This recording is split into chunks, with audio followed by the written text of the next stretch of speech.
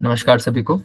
ये हमारा 7वां दिन है और ज्योतिष सीखने की श्रृंखला में 7वां दिन आज हमारा है, जहाँ पे हम कुछ और टॉपिक्स को कवर करेंगे। ठीक है। जो लोग नए हैं उनके लिए बता दूं, मेरा नाम रॉबिन है। मैं दिल्ली में एक आईटी कंपनी में काम करता हूँ और मैं इंदिरापुरम में रहता हूँ, गाजियाबाद। ठीक है। I am IT solution consultant. ठीक है।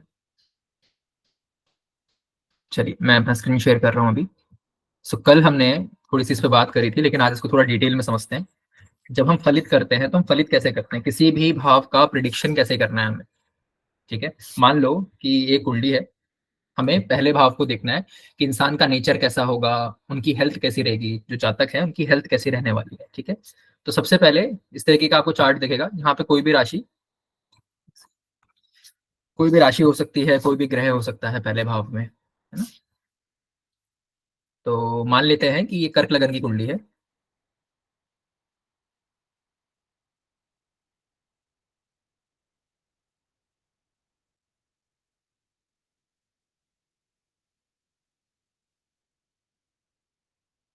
ठीक है।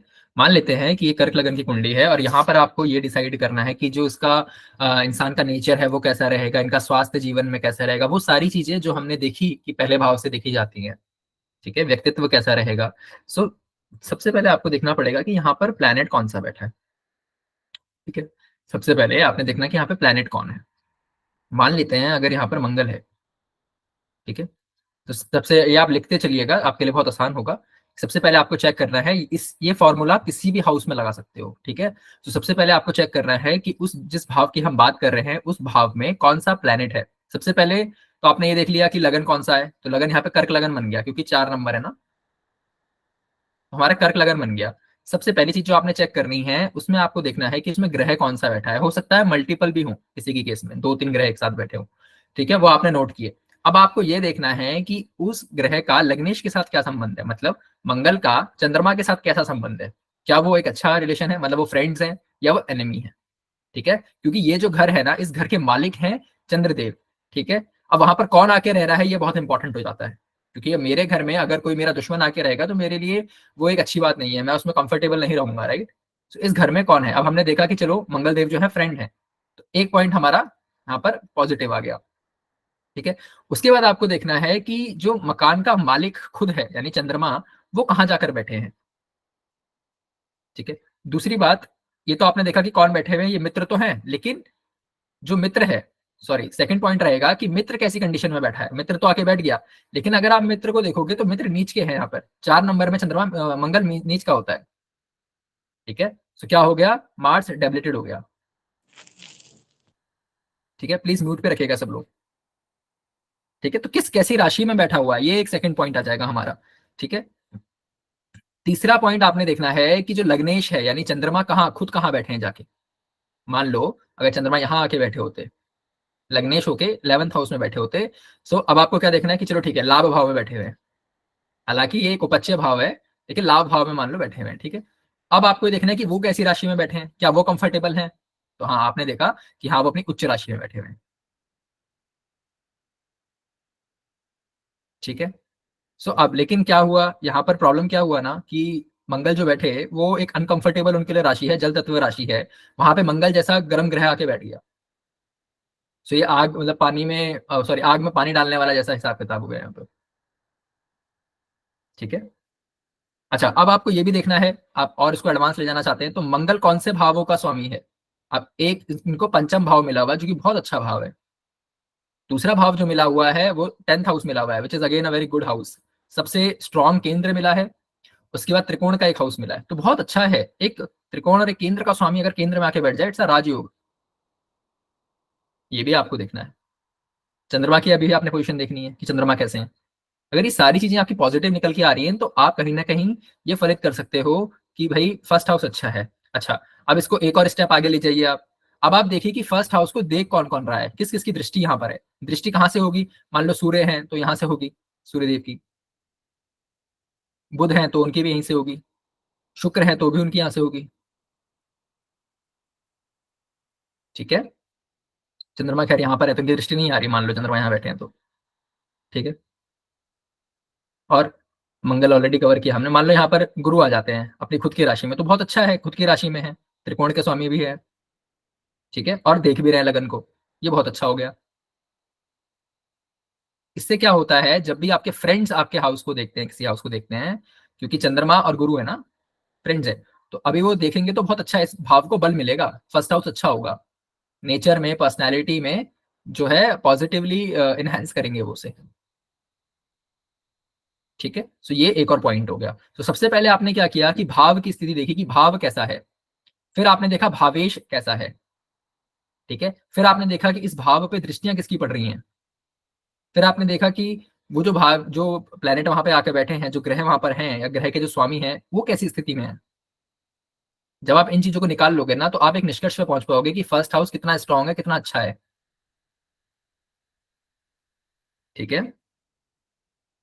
अच्छा, अब जैसे मान लो लग्नेश है, लग्नेश पे आपने खास विचार देना है, किसी भी कुंडली में आप देखते हो, कभी भी आप फलित करते हो, so it's a good idea to start with लग्नेश, कि आपका लग्नेश कहाँ गया। सबसे पहले तो नजर हमारी बाय डिफॉल्ट जाती ही है लगन पे, लेकिन आपको लग्नेश को ढूंढना है कि लग्नेश कहाँ पर है। जैसे हमारे केस में वो 11th हाउस में थे, अगर चंद्रमा 12वें भाव में होते, तो किसी भी प्लेनेट का उसकी राशि से 12वें जाना अच्छा नहीं होता। लगन का व्यय है, ये 12वां भाव है ना, तो आप कह सकते थे कि यहाँ पर इम्यूनिटी लो हो जाएगी, इम्यूनिटी का प्रॉब्लम आ गया, ठीक है। 6th हाउस में चले जाते तो भी खराब था, 8th में जाते तो भी खराब था। तो ये देखना बहुत जरूरी है कि लग्नेश कहीं 6, 8, 12 में तो नहीं, ठीक है। अगर वो त्रिकोण में चले जाते, मान लो यहाँ के स्वामी है पहले भाव के, और पंचम में होते, तो बढ़िया है, बहुत अच्छा है। 9th हाउस में होते, बहुत अच्छा है, ठीक है। केंद्र में भी होते, बहुत अच्छा है, जहां होते मान लो, ठीक है, यहाँ होते बहुत अच्छा है। तो आपको ये सारी चीजें देखनी है, ऐसे जब आप देखोगे तो आपको आसान होगा फलित करने में। और ये जो सूत्र है सिर्फ लगन के लिए नहीं है, आप ऐसे किसी भी भाव का देख सकते हो, ठीक है। वो जब गए हैं तो कहीं वो अपनी नीच राशि में तो नहीं गए हैं। अब चंद्रमा नीच राशि में कब जाएंगे, जब वो अष्टम में हो। जैसे यहाँ पर हमने बोला कि चलो पंचम भाव में तो गए, लेकिन अपनी नीच राशि में गए हैं, इसका भी हमें खास ध्यान देना है। केंद्र त्रिकोण में होगा तो बहुत अच्छा होगा। भाई सिंपल सी बात है, जब मंगल, जब इसका मकान मालिक स्ट्रांग होगा फर्स्ट हाउस का, मकान मालिक कौन है यहाँ पे फर्स्ट हाउस के, चंद्रमा है। चंद्रमा जब खुद कंफर्टेबल होंगे तभी तो इस हाउस को भी बल मिलेगा। तो चंद्रमा का स्ट्रांग होना बहुत जरूरी है। मकान मालिक का जब मकान मालिक स्ट्रांग होगा तो भाव अपने आप ही स्ट्रांग हो जाएगा, ठीक है। फिर आपने दृष्टियां भी देख ली। अब जितने ज्यादा शुभ ग्रहों का यहाँ पे प्रभाव होगा, जब आपने ये सारा कुछ गणित किया, उसमें जितने भी शुभ ग्रह आए ना, उतना अच्छा है शुभ ग्रहों का आना। लेकिन पाप ग्रह अगर किसी भी तरीके से आ जाए, दृष्टि से आ जाए, चाहे वो खुद आके बैठे हुए हैं, ठीक है, चाहे उनकी राशियां हैं, किसी भी तरीके से जितने पाप ग्रह आएंगे उतना वो खराब है। क्योंकि हमने क्या सीखा था अभी तक, कि जितने भी शुभ ग्रह होते हैं वो आपको किसी भी चीज को देने में, कोई भी चीज आपको आसानी आसानी से देते हैं, शुभ ग्रह। पाप ग्रह क्या करते हैं, आपको दिक्कत देंगे, वो अगर आपको रिजल्ट देके देंगे भी उस हाउस का, तो भी प्रॉब्लम के साथ देते हैं। ऐसे आपने फलित करना है इसको। हमेशा दो चीजें हमेशा ध्यान रखनी है कि भाई हाउस से क्या देखते हैं। इसीलिए मैं बेसिक पे बहुत ज्यादा ये करता हूँ, एम्फेसाइज करता हूँ कि भाई बेसिस को आप कभी ना भूलें, कि भाई फर्स्ट हाउस क्या है, आपको सारे कारकत्व इसके पता होने चाहिए। प्लेनेट क्या है, चंद्रमा से क्या क्या देखते हैं वो आपको पता होना चाहिए, मंगल से क्या क्या देखते हैं। अगर आपको ये पता है ना, तो आप यहीं से स्टार्ट कर सकते हो प्रिडिक्शन। आज भी जो ट्रेडिशनल एस्ट्रोलॉजर्स हैं वो बहुत ज्यादा, उनको नहीं पता केपी, भृगुनंदी नाड़ी, ये सब पे नहीं जाते वो लोग, ज्यादा से ज्यादा नक्षत्र देख लेते हैं वो। लेकिन वो सिर्फ लगन कुंडली से ही फलित करते हैं, और काफी हद तक अच्छा अच्छा फलित करते हैं वो लोग। का कारण ही यही है क्योंकि उनके बेसिक बहुत स्ट्रांग है, उनको पता है कि किस भाव से हमें क्या देखना है। सवाल अगर जॉब का है तो कौन सा हाउस देखना है, सवाल अगर घर के सुख का है तो कैसे देखना है, कंफर्ट का है तो कैसे देखना है, फॉरेन का है तो कहाँ से देखना है, लाभ का है तो कहाँ से देखना है, धन का है तो कहाँ से देखना है, शॉर्ट ट्रेवल्स का है तो कहाँ से देखना है, छोटे भाई का है तो कहाँ से देखना है ना, संतान का है तो कहाँ से देखना है, एजुकेशन का है तो कहाँ से देखना है, रोग ऋण शत्रु का है तो कहाँ से देखना है, वाइफ का है तो कहाँ से देखना है, और हस्बैंड का है तो कहाँ से देखना है, ठीक है, क्रॉनिक डिसीज का है तो कहाँ से देखना है, आयु का है तो कहाँ से देखना है, धर्म का है, पिता का है, गुरु का है तो कहाँ से देखना है। ये पता है उनको, इसीलिए उसके बाद उनको सारे कारतत्व पता है ग्रहों के। उनको पता है कि अगर कर्म का घर ये है ना, तो यहाँ पे मंगल बहुत अच्छा काम करेगा। उनको पता है यहाँ पे सूर्य बहुत अच्छे काम करेंगे, क्योंकि ये कर्म का है ना, कर्म वाले यहाँ पे प्लेनेट चाहिए आपको। और अगर पता है कि चौथा घर बहुत क्रिटिकल है, बहुत ही सेंसिटिव एक हाउस हो जाता है, ये हमारे घर का सुख, हमारी माता का सुख, it's a very sensitive house. यहाँ पे आपको सौम्य प्लेनेट चाहिए। कैसे प्लेनेट चाहिए? चंद्रमा आ जाए, गुरु आ जाए, शुक्र आ जाए, बुध आ जाए, ऐसे प्लेनेट चाहिए यहाँ पे। यहाँ पे आपको क्रूर ग्रह नहीं चाहिए। ठीक है, त्रिशणाया जो हम बोलते हैं, third house, sixth house, eighth house, 10th house, 11th house, यहाँ पे आपको चाहिए फाइटर्स, मंगल, राहु, केतु, शनि। ठीक है। और हमने स्टार्टिंग में ही एक बात कही थी कि भाई केंद्र जिसका बैलेंस्ड है ना, उसकी लाइफ बैलेंस्ड है। ये चारों घर जिसके बैलेंस्ड है ना, मतलब यहाँ पे किसी तरीके का कॉन्फ्लिक्ट नहीं है। कॉन्फ्लिक्ट कब होता है? कि राशि डिफरेंट है और जो प्लेनेट बैठा है वो उससे बिल्कुल ही डिफरेंट है। शत्रु लोग साथ में बैठ गए आके, शत्रु राशि में कोई आके बैठ जाए, तो यहाँ पे क्या हुआ? ये आपका वो है, पिलर है आपकी लाइफ की, बीच वाले जो चार हाउसेस है। और ये जो फिफ्थ हाउस है और ये जो नाइन्थ हाउस है, ये आपका सपोर्ट सिस्टम है कि आपके पास सपोर्ट कितना है। जब आप मुसीबत में होते हो या जब बुरा वक्त आपका आता है, तो क्या आपके पास सपोर्ट रहती है? आपका फिफ्थ और नाइन्थ हाउस बताएगा, आपका ये वाला हाउस और ये वाला हाउस बताएगा। ठीक है, तो ऐसे आप कर सकते हो। ये थोड़ा सा एक ग्लिम्स था, और ये सिर्फ फर्स्ट हाउस के लिए ही नहीं है, जैसा कि मैंने बोला। आप ये हर जगह चेक कर सकते हो, आप ये सेकंड हाउस पे भी लगा सकते हो। ठीक है, आप हर हाउस में ये लगा सकते हो। ऐसे हम लोगों को स्टार्ट करना है, ये बेसिक्स को हमें कभी भी नहीं भूलना है। ठीक है। अगला जो हमारा टॉपिक है वो है नीच भंग राजयोग। ठीक है, नीच भंग कैसे होता है? जैसे कि अभी हमने क्या देखा था कि मंगल यहाँ पर थे, ठीक है, लेकिन 4 नंबर में थे। यहाँ पर मंगल जो है नीच के हैं। ठीक है, अब इनका नीच भंग कैसे होगा? हमारे पास 4 तरीके हैं जहां से नीच भंग हो जाएगा। तो नीच होने से क्या होता है? नीच एक तरीके का बल है। ठीक है, जब प्लेनेट उच्च का होता है तो एक वो स्ट्रेंथ फील करता है, जब वो नीच के होते हैं तो एक वीकनेस फील करते हैं वो, ये आप कह सकते हो। ठीक है, यहाँ पर मंगल है लेकिन एक कंफर्टेबल राशि में नहीं है वो। ठीक है, इसीलिए यहाँ पर नीच के हो गए। वो कहीं पर भी हो सकते हैं, घर में किसी भी घर में हो सकते हैं नीच के। ठीक है। अब नीच के हैं तो उसका कैंसिलेशन भी तो होगा। कैसे कैंसिल कैसे हो सकता है? हर किसी का मान लो नीच है, लेकिन कई बार क्या होता है ना, नीच भंग हो जाता है। ठीक है, वो कैसे होगा? सबसे पहला सूत्र ये कहता है कि इस राशि का स्वामी भी मंगल के साथ आके बैठ जाए, यानी चंद्रमा स्वयं यहां पर बैठ जाते अगर, तो ये नीच भंग हो जाता। तब ये मंगल नीच के रिजल्ट नहीं देते, क्योंकि चंद्रमा जब खुद मकान मालिक घर में आ गया तो नुकसान नहीं करने देगा किसी को। ठीक है, चंद्रमा जो है वो मकान मालिक है ना, 4 नंबर है ना यहाँ पे, तो अब वो नुकसान नहीं करने देंगे किसी को भी। ठीक है। अच्छा, अगर मान लो चंद्रमा यहाँ नहीं आते, ठीक है, अब चंद्रमा इस घर को या तो देख लें। अब देखेंगे कहाँ से? देखेंगे तब अगर वो सामने बैठे हैं, क्योंकि एक ही दृष्टि से वो पूर्ण दृष्टि से देख सकते हैं, जो कि सामने से है। तो अगर यहाँ बैठे होते तब भी देखते तो भी नीच भंग हो जाता। तो हमने पहले कंडीशन क्या बोली? साथ में हो। दूसरा हमने क्या बोला? देख लें। दो कंडीशन हमने देख ली। ठीक। अब आपको ये देखना होगा तीसरी कंडीशन के लिए कि भाई इस राशि में उच्च के कौन होते हैं। इस राशि में जो उच्च के होते हैं वो होते हैं गुरु।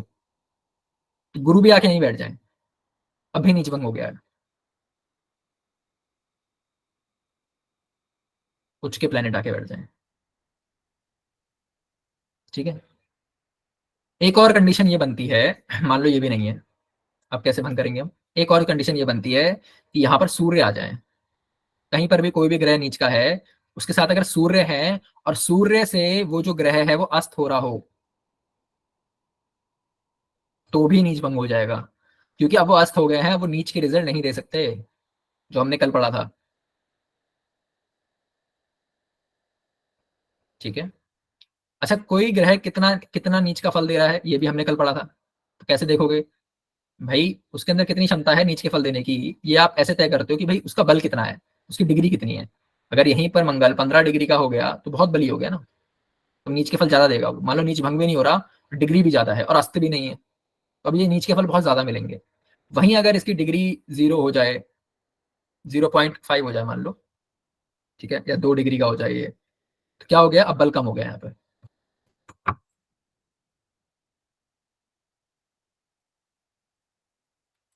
ठीक है, तो ये एक हमने कंडीशन देखी। तो बल को कभी नहीं भूलना है। कितना, अगर कभी भी किसी भी चीज को आप देखते ही ये मत बोलिए कि वो नेगेटिव है, आप उसको देखिए कि वो नेगेटिव किस लेवल पे है। ठीक है, यहाँ पर एक और आ गया, अस्त, अस्त होने पे भी नीच भंग हो जाता है। ठीक है, सो कभी भी नेगेटिव बोलने से पहले या पॉजिटिव बोलने से पहले, किसी भी सूत्र को लगाने से पहले आप उसका बलाबल देख लीजिए कि नीच है, भंग हो रहा है या नहीं हो रहा है। अगर नहीं भी हो रहा है कुछ भी, तो भी नीच के रिजल्ट देने के लिए मंगल के अंदर कितनी पावर है अभी यहाँ पे।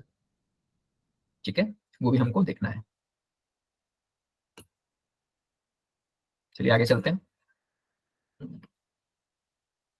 तो ये था नीच भंग, नीच भंग राजयोग। ठीक है, अगला आता है कि भाई, हम बहुत सुनते हैं कि मांगलिक दोष, मांगलिक दोष है ना, कि किसी का मांगलिक दोष है, उसको मांगलिक वाले से ही शादी करनी पड़ेगी। तो मांगलिक दोष होता क्या है? ठीक है, मंगल जब कुंडलियों में किसी स्पेसिफिक हाउसेस में होता है तो मांगलिक दोष होता है। यानी अगर मंगल 12वें भाव में हो, पहले भाव में हो, चौथे में हो, 1 4 7 8 है ना, 1 4 7 8 12,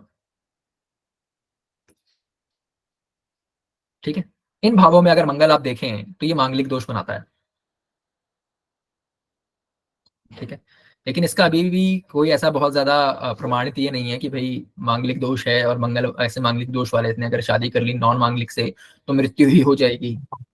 ठीक है, ऐसा कोई प्रमाणित अभी तक नहीं है, लेकिन ऐसा माना जाता है। अब इसका ना लॉजिक समझते हैं, प्लीज म्यूट कर लीजिएगा। ठीक है, इसका लॉजिक समझते हैं कि ऐसा क्यों कहा, मतलब मांगलिक दोष क्यों बना यहाँ पे। ठीक है, एक मिनट।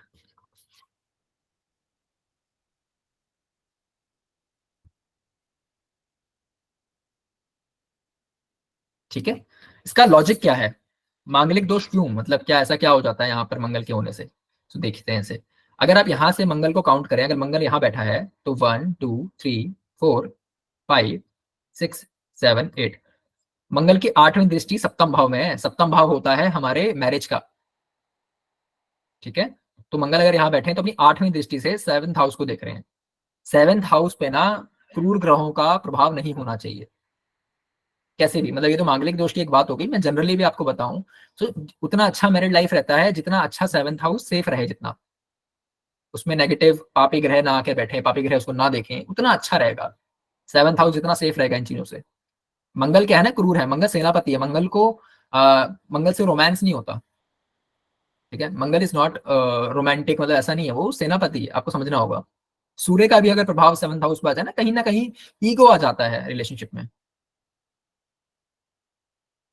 सूर्य जलाने का काम करते हैं। सूर्य जहां बैठते हैं ना, क्योंकि उनका तेज इतना ज्यादा है, वो उनकी गलती नहीं है। जहां बैठते हैं ना वहां पे उनका इतना ज्यादा गर्मी है, वहां पे इतनी ज्यादा तेज है। अगर 7th हाउस में सूर्य आके बैठ जाए ना, तो आप जिस मर्जी को आप एस्ट्रोलॉजर को दिखा लीजिएगा कुंडली को, वो यही बोलेगा कि भाई ये तो मैरिड लाइफ तो गया है इस इंसान का, कि सूर्य का तेज इतना ज्यादा है। अब वो डिपेंड करेगा कौन सी राशि में है, कितनी पावर के साथ बैठे हुए हैं। लेकिन ये आमतौर पर देखा गया कि 7th हाउस में जब पापी ग्रहों का प्रभाव होता है ना, जिस लेवल का प्रभाव होगा उस लेवल की प्रॉब्लम्स होंगी रिलेशनशिप में, शादी में। बहुत ज्यादा है, 3 4 ग्रहों का, पापी ग्रहों का प्रभाव है तो होना ही है फिर तो डिवोर्स। जितना ज्यादा बैड इन्फ्लुएंस में 7th हाउस हो जाएगा, उतना ज्यादा आप कहीं ना कहीं जज कर पाओगे कि भाई उतनी मैरिज में प्रॉब्लम आएगी। कई लोगों का क्या होता है कि मैरिज चल रही है, थोड़ी बहुत लड़ाइयां चल रही हैं बस। कई लोगों का क्या होता है डिवोर्स की बात आ गई है। कई लोगों का क्या हो गया कि साथ रह नहीं पा रहे हैं, सर फोड़ रहे हैं एक दूसरे का। मतलब वो डिपेंड करेगा कि कितना मैलेफिक है 7th हाउस। ठीक है, तो क्या होता है कि भाई अगर 12th हाउस में है तो 8वीं दृष्टि से देखते हैं 7th हाउस को, विच इज नॉट गुड, इसलिए मांगलिक बोला। फर्स्ट हाउस में है अगर मंगल तो ऑब्वियसली 7th सीधी दृष्टि पड़ रही है। ठीक है, 4th हाउस में है तो 4th एस्पेक्ट आ रहा है, 1 2 3 4 चौथी दृष्टि से देख रहे हैं। और 7वें में बैठ गए खुद ही, तो बस फिर तो कहना ही क्या। ठीक है, अब यहाँ पर क्या हो रहा है कि भाई अपने से 7वें अपने से दूसरे चले गए हैं ये, मतलब हमने क्या बोला, मंगल ये हाउस किस चीज का, हमारे पार्टनर का है। ठीक, और सेकंड हाउस क्या होता है, मैंने क्या बोला था, फर्स्ट हाउस का सेकंड हमारा परिवार है। और 7 से सेकंड क्या हो जाएगा, हमारे पार्टनर का परिवार, ससुराल कह लो या मायका वो कह लो, है ना, ससुराल हो गया ये। ठीक है, कई लोग ना साउथ वाले यहाँ पर भी मंगल को मांगलिक लेते हैं, हम लोग नहीं लेते, लेकिन साउथ वाले लेते हैं ऐसे यहाँ पर भी। ठीक है, सो ये कारण है जिस वजह से ये मंगलिक दोष बनता है। लेकिन आप ये समझिए कि हमने जब इसकी थोड़ी कैलकुलेशंस के बारे में देखा था कि ग्रह कौन-कौन से हाउस में आएगा, कैसे-कैसे होता है। क्योंकि एक जो लगन होता है ना, एक लगन 2 घंटे का होता है। एक लगन 2 घंटे का होता है। तो मान लो अगर यहाँ पर अभी 3 नंबर स्टार्ट हुआ है, तो 3 नंबर 2 घंटे तक रहेगा। भई 12 खाने हैं ना, 24 घंटे में तभी तो पूरा होगा, 12 खाने हैं। 12 इंटू 2 24 हो गया ना, तभी तो 12 घंटे में सर्कल पूरा होगा। एक लगन जो रहता है 2 घंटे तक रहता है। अब मंगल मान लो यहाँ पर आ गया, एक वक़्त चल रहा है, एक टाइम है जहाँ पे मंगल यहाँ पे तो 2 घंटे तक रहने वाला है। अब 2 घंटे में जितनों के जन्म होंगे सारे मांगलिक हैं। ऐसे ही इस घर में भी, ऐसे इस घर में, तो आप देखिए कि 5 घरों को आपने कवर कर लिया यहाँ पे। अब भाई 5 घर मतलब 10 आवर्स, 10 घंटे। अब उन 10 घंटों में जितनों का जन्म हो रहा है सब मांगलिक है। तो क्या सबकी मैरिड लाइफ खराब है? नहीं, ऐसा नहीं होता है, राइट? अब एक होता है कि भाई मांगलिक आपको नज़र आ रहा है कुंडली में कि कोई इंसान मांगलिक है। लेकिन एक होता है कि क्या असल में उसको मांगलिक के रिज़ल्ट आ रहे हैं? मतलब क्या उसको सच में एक वो प्रभाव आ रहा है मंगल होने का, मांगलिक होने का? अब एक सिंपल सी बात है भाई, मंगल अगर 7th हाउस में है किसी के, ठीक है? लेकिन यहाँ पर लिखी हुई है राशि 1। अब क्या हो रहा है? मंगल खुद की राशि में है ना, तो ऐसे में आप ये देखिए हमारा फॉर्मूला क्या कहता है कि भाई कोई भी ग्रह अपने ही घर का नुकसान नहीं करेगा। तो जो मांगलिक वाले प्रभाव थे, जो नेगेटिव प्रभाव थे, अब वो यहाँ नहीं आएंगे। साथ ही अगर या तो 1 ना हो 8 नंबर लिखा हो, प्रभाव कम होगा क्योंकि वो ग्रह अपना घर क्यों डैमेज करेगा? ठीक है। दूसरा हमने फिर बेसिक्स को नहीं भूलना है कि भाई मंगल की डिग्री कितनी है। अगर 1 डिग्री का मंगल है वर्सेस अगर किसी का यहाँ पर 17 डिग्री का मंगल है, तो दोनों में बहुत फर्क है ना, इसका प्रभाव बहुत ज्यादा है 17 वाले का, क्योंकि बहुत पावरफुल है ये, युवावस्था में है। लेकिन यहीं अगर 1 डिग्री का है तो अब वो चाहे यहाँ पर अपनी राशि में ना भी सही, लेकिन फिर भी कहीं ना कहीं प्रभाव कम होगा। तो ये भी हमें देखना है कि उसकी डिग्री क्या है। दूसरा, दोबारा सेम चीज, सूर्य से अस्त तो नहीं है। सूर्य से अगर अस्त हो जाए तो मांगलिक मांगलिक प्रभाव कैसे दे पाएगा? वो तो खुद ही अस्त है। हमने यही बात करी ना कि कोई भी ग्रह अगर सूर्य से अस्त हो जाए तो वो उस तरीके के प्रभाव नहीं दे पाता है, पूर्ण बल के साथ काम नहीं कर पाता है वो। ठीक है। तो ये था हमारा मांगलिक दोष। ठीक है। अभी मैं आप लोगों के क्वेश्चंस भी ले लूंगा। ठीक है, एक बार मेरे टॉपिक्स कवर हो जाएंगे। ये छोटे छोटे टॉपिक्स हैं, आप आई एम श्योर आप लोग, कई लोग जानते भी होंगे इन टॉपिक्स के बारे में। ठीक है। अच्छा, एक और कंडीशन ये होती है कि भाई मान लो मंगल यहाँ बैठा हुआ है 7th हाउस में, ठीक है, किसी भी राशि में, मान लो शत्रु राशि में है, शनि की राशि में है, और सॉरी ये तो इनकी उच्च राशि हो गई। यहाँ पर 11 नंबर ले लेते हैं। ठीक है, मंगल है, पूरा मांगलिक दोष बन रहा है यहाँ पे। लेकिन मैंने क्या बोला था कि भाई गुरु की ना जो एस्पेक्ट है ना वो ब्लेसिंग है। गुरु कहीं से भी इस घर को देख लेगा ना, ब्लेस कर देगा इस घर को, तो गुरु की दृष्टि से बहुत फर्क पड़ता है। अगर यहाँ बैठे होंगे तो भी दृष्टि दे पाएंगे 5वीं। ठीक है। यहाँ बैठे होंगे तब भी आएगी दृष्टि। ठीक है। मैं मंगल क्यों लिख रहा हूँ, यहाँ पे गुरु होंगे ना,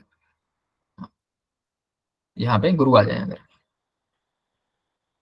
यहाँ पर आ जाए, यहाँ पर आ जाए, यहाँ पर आ जाए, तो 7th हाउस को देख लिया इन्होंने। तो क्या होगा, तो मांगलिक वाला जो प्रभाव है ना उसमें कमी कर देंगे गुरु। ठीक है। अब क्या है, मंगल अपनी राशि में ही बैठा हुआ है, मान लो 1 नंबर में ही है। ठीक है, और साथ ही साथ क्या हुआ कि गुरु ने भी देख लिया। कहीं ना कहीं वो मंगल वाले प्रभाव नहीं देगा ना, वो मांगलिक वाले प्रभाव नहीं देगा ना। दूसरी मैंने क्या बात बोली, सिर्फ मंगल ही नहीं, कोई भी क्रूर ग्रह, कोई भी पाप ग्रह 7th हाउस में अच्छे नहीं हैं, क्योंकि एक बहुत क्रिटिकल हाउस है वो, हमारे पार्टनर का हाउस है वो। ठीक है। यहाँ तक किसी का कोई सवाल है क्या? क्विकली आप हैंड रेज कर दीजिए अगर है तो, नहीं तो आगे चलते हैं फिर।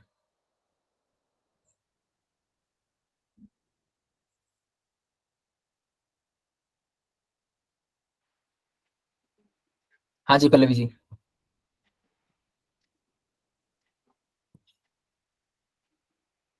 पल्लवी जी अनम्यूट कीजिए।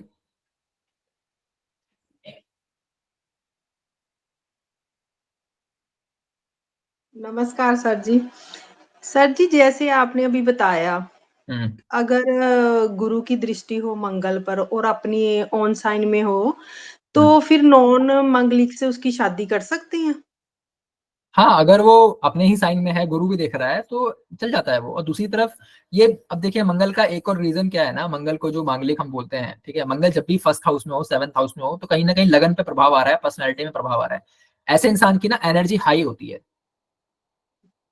मतलब बहुत ज्यादा उसके अंदर एनर्जी रहती है। मंगल मंगल एनर्जी का कारक है ना, खून का कारक है। सो हाइपर एक्टिव होते हैं ऐसे लोग। हो सकता है कहीं ना कहीं गुस्सा ज्यादा आता हो, या फिर वो डिपेंड करेगा किस तरीके के सिचुएशन में है वो, अपनी ही राशि में है तो वो चीजें पॉजिटिवली दिखेंगी। तो क्या होता है, इसलिए हम बोलते हैं कि भाई एक एनर्जी वाले इंसान की शादी अगर आप एक एनर्जी वाले इंसान से कराओगे तो अच्छा है ना, दोनों की एनर्जी मैच होगी। ठीक है, ओके। तो ये एक कारण रहता है। तो हमें ये भी देखना है, इसीलिए जो होता है कि शादी को इसीलिए मैच करके मिलवाया जाता है कि भाई दोनों की एनर्जीज मैच हो जाए। अगर दोनों मांगलिक हुए तो बहुत अच्छा है, क्योंकि दोनों की एनर्जी मैच हो गई फिर। ठीक है, okay. Okay Chitra ji. Yes sir, नमस्ते।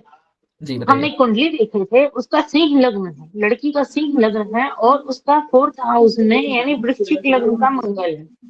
तो उसका डाइवोर्स का स्थिति मतलब पहुंचा ही हुआ है, 6 महीने में हो जाएगा। तो इसमें दोष तो लड़का का ही है, और लड़की का भी। हम तो मतलब रिलेशन में है, तो हम लड़की का दोष तो बोलेंगे नहीं ना। लेकिन इसका कारण क्या है? मैम ऐसे तो मैं नहीं बता पाऊंगा, लेकिन आप देखिए कि मंगल का 14 दृष्टि जा रहा है सेवंथ हाउस में। हाँ, ठीक है, और मंगल की दृष्टि अपना तो आप बोले ना एक चीज कि अपना घर का नुकसान मंगल नहीं करता है, तो नहीं, वृश्चिक लग्न में है, लेकिन दृष्टि उसका सेवंथ में जा रहा है, शायद इसलिए। उसकी जो दृष्टि जा रही है वो उसका घर थोड़ी है। 11th हाउस में 11 ना, सॉरी नहीं। 7th हाउस में 11 नंबर राशि आएगी ना शनि की, शत्रु की हाँ। राशि आएगी। वो खुद हाँ। अपनी आप बैठा है, मैंने बोला कि अगर 7th में उसकी खुद की राशि आ जाए, हाँ, 7th में शत्रु की वो तो राशि में। ठीक है। हाँ, तो ठीक है। और सूर्य का लग्न की वजह से भी इसका कुछ प्रभाव है, जैसे सिंह लग्न है। नहीं नहीं, लग्न। हाँ, सूर्य लग्न। कहाँ बैठे हैं, सूर्य लगन में बैठे हैं क्या? नहीं, सूर्य लग्न में नहीं बैठा है, 5 नंबर लग्न का है स्वामी। हाँ कोई दिक्कत नहीं, राशि से ऐसा नहीं होता कि भाई सूर्य का लगन आ गया तो प्रभाव आ जाएगा। नहीं, वो प्रभाव आएगा पर्सनैलिटी में, शादी पे नहीं आएगा वो। अच्छा, 7th हाउस पे ठीक नहीं है, आएगा। थैंक यू सर, थैंक ठीक है, शालू जी। सर अगर मान लो जैसे मंगल बद है, मतलब ये मांगलिक दोष बन रहा है और उसमें मंगल वक्री हो जाए तो उसका क्या असर आएगा? डिग्री भी देख लो साथ में। हाँ जी सर। मैं कह रहा हूँ डिग्री भी देख लो साथ में उसके ना, अंश देख लो, अंश ओके। किस अंश पे। अच्छा अच्छा बकरी सर, होने एक और। से 3 गुना ज्यादा पावरफुल हो जाता है, कल ही हमने ये बात करी थी। जी, तो तीन मतलब गुना ज्यादा ज्यादा दोष हो जाएगा उसका बली मंगल हो का। गया वो। नेगेटिव हुआ, नेगेटिव हाउस पे हुआ, शत्रु राशि में हुआ, और नेगेटिव इन्फ्लुएंस में हुआ, मतलब शत्रु उसको देख रहे हो तो क्या हो गया, अब वो और नेगेटिव, अगर नेगेटिव फल दे रहा होगा तो और ज्यादा देगा बकरियों पे। अगर और अगर पॉजिटिव होगा, पॉजिटिव ज्यादा जी, देता। और अगर उसी टाइम जैसे मतलब केतु राहु या शनि भी उसके साथ युति में हो तो उससे भी ज्यादा हो जाएगा। बिल्कुल बिल्कुल। तो मतलब फिर तो वो बहुत ज्यादा, मतलब मैंने सिर्फ कभी कभी सुना है कि डबल मंगलिक भी होते हैं, तो उसी को कहते हैं डबल मंगलिक, जब डबल डबल ये सब चीजें हो। जितना ज्यादा नेगेटिव इन्फ्लुएंस आएगा ना 7th हाउस पे, उतना आप हम्म, वो प्रभावी हो जाएगा। मांगलिक का देखो रूल ये कहता है कि इन 5 घरों में हो, लेकिन अब उसमें वो सिचुएशन और खराब कब होगी, शत्रु राशि में चला गया, ठीक है, जी नेगेटिव हाउसेस ने देख लिया, राहु केतु देख रहे हैं, शनि देख रहा है, जी पूरे देख रहे हैं, अब ये और ज्यादा इस चीज को खराब करते चले जाएंगे। यहीं अगर क्या होता, सिर्फ मांगलिक होता और गुरु देख लेते, तो क्या जी होता है, चीजें समझ जाती, डिवोर्स तक नहीं जाती बात, थोड़ा सा खटपट चलता, लड़ाई झगड़ा हम्म, चलता, मारपीट चलती, लेकिन समझ जाती चीजें। हाँ जी हाँ जी। सर, और इसके उपाय भी बताएंगे आप मांगलिक के? मैं बताऊंगा आपको, हाँ। ठीक जी, है, थैंक यू सर। अभी कंटिन्यू करेंगे आप, पारस जी फिर ले लेता हूँ मैं आपका सवाल, ठीक है। अगर कंटिन्यू करते हैं टॉपिक को थोड़ा, या अगर इसी से रिलेटेड है तो आप पूछ लीजिए। सर अगर एक आप, छोटी सी तो हाँ हाँ बताइए। सर मैं जरा, अगर मंगल की कहीं से दृष्टि पड़ रही है 7th हाउस पे, और वहां पे ऑलरेडी गुरु की राशि बैठी है, तो उस कंडीशन में नहीं, अच्छा नहीं है फिर भी। ठीक है, गुरु की और पोजीशन देख लीजिए आप कि गुरु कैसे बैठे हुए हैं। गुरु जैसे, की राशि बैठी है, और उसके बाद अगर गुरु 12वीं राशि बैठी है, मेन राशि बैठी है, हम्म, और गुरु गुरु वैसे कहाँ बैठे बैठे हैं? हैं 2nd हाउस में। 2nd हाउस में बैठे हैं, ठीक है। तो गुरु किस राशि में बैठे हैं? गुरु 2nd हाउस में बैठे हैं सर, 7th राशि है शत्रु राशि में बैठे हैं ना, तुला और अब में। आप हाँ तुला में जी। बैठे हैं, और दूसरा उनका कंट्रोल भी नहीं है 7th हाउस में। अब यहाँ पर आप मेरा रूल लगाइए कि भाई, मेरा नहीं मतलब शास्त्रों का रूल है कि 7th हाउस का जो मालिक है वो खुद अनकंफर्टेबल बैठा है, शत्रु के घर में बैठा है, जी दूसरा वो अपने घर को भी नहीं देख रहा। हाँ, वही मैं सोच रहा था सर। तो अब क्या होगा कि गुरु अपनी दृष्टि वहां पे नहीं डाल पा रहे हैं। हाँ ठीक है, शत्रु घर अपने खुद भी अनकंफर्टेबल है, तो अब गुरु से तो सेव नहीं हो रहा है। अब 7th में इन्फ्लुएंस देख लो आप, अब जितना खराब 7th में इन्फ्लुएंस आएगा, मंगल का तो प्रभाव आ गया, आप कह रहे हो मंगल देख रहा है 7th को, जी और भी अगर कोई पापी ग्रह देख रहे हैं तो उस हिसाब से फिर उसमें आप उसको देख सकते हो, और नेगेटिव हो जाएगा वो। तो कहीं ना कहीं अग्रेशन तो आ ही गया रिलेशनशिप में, वाइफ के अंदर या पार्टनरशिप के अंदर, जो भी है, थोड़ा अग्रेशन तो आ ही गया। और मार्स की स्थिति देख लो, मार्स खुद अच्छा बैठा है। मार्स बैठा है सर, वो लगन में ही बैठा है। अच्छा, लगन में ही बैठा हुआ है 6 नंबर में ना। जी अच्छा हाँ, तो इतना भी ठीक नहीं है, सही नहीं है, और वो भी एकदम डायरेक्ट हिट जा रही है उसकी 7th हाउस में। इट्स नॉट जी जी गुड, बिल्कुल हाँ। ऐसे देखना है आपको। ठीक है sir, thank you. Sir okay. एक क्वेश्चन था मेरा नीच भंग राजयोग को लेके। हम्म। ये जो 6-8-12 के जो स्वामी होते हैं, ये अगर 6-8-12 में बैठ जाते हैं तो नीच भंग हो जाता है इनका? नहीं नहीं नहीं नहीं, वो रूल अलग है। वो रूल ये कहता है कि विपरीत राजयोग, जो आप बता रहे हो ना, अच्छा वो कहते हैं विपरीत राजयोग। नीच भंग तब होता है जो मैंने आपको 4 कंडीशन बताई, या तो उस घर का स्वामी आके बैठ जाए, उस घर में जो उच्च होता है वो आके बैठ जाए। ठीक है, मतलब जो मैं बात कर रहा हूँ वो विपरीत राजयोग की बात वो कर विपरीत राजयोग है। हाँ, ठीक है ओके। उसकी भी बात करेंगे। ठीक है, हाँ जी, दिवेश करके अकाउंट आ रहा है। हाँ हाँ जी। जी सर, अब मुझे ये पूछना था कि अब जैसे 7वें घर में सूर्य है उच्च का, मेष राशि का, और उसके साथ केतु भी है, और मंगल की दृष्टि भी है 8वीं, क्योंकि मंगल 12वें घर में है। तो उनकी मैरिज लाइफ का कैसा रहेगा? और आप सूर्य बताइए मेरे मैडम ख्याल कैसा से रहेगा? तो मेरे सूर्य जैसा हिसाब से तो प्लैनेट आ नहीं गया है। अच्छा रहेगा। हाँ, मेरे हिसाब से तो नहीं अच्छा रहेगा। वही बात है। तो हाँ, क्योंकि और लेकिन उनका सूर्य क्या है कि वो 24 या 25 डिग्री का है। ठीक है, तो जैसे अभी अभी जैसे हमने आप बता रहे थे ना कि बल को भी देखते हैं, तो उतना बल तो है नहीं उसके पास।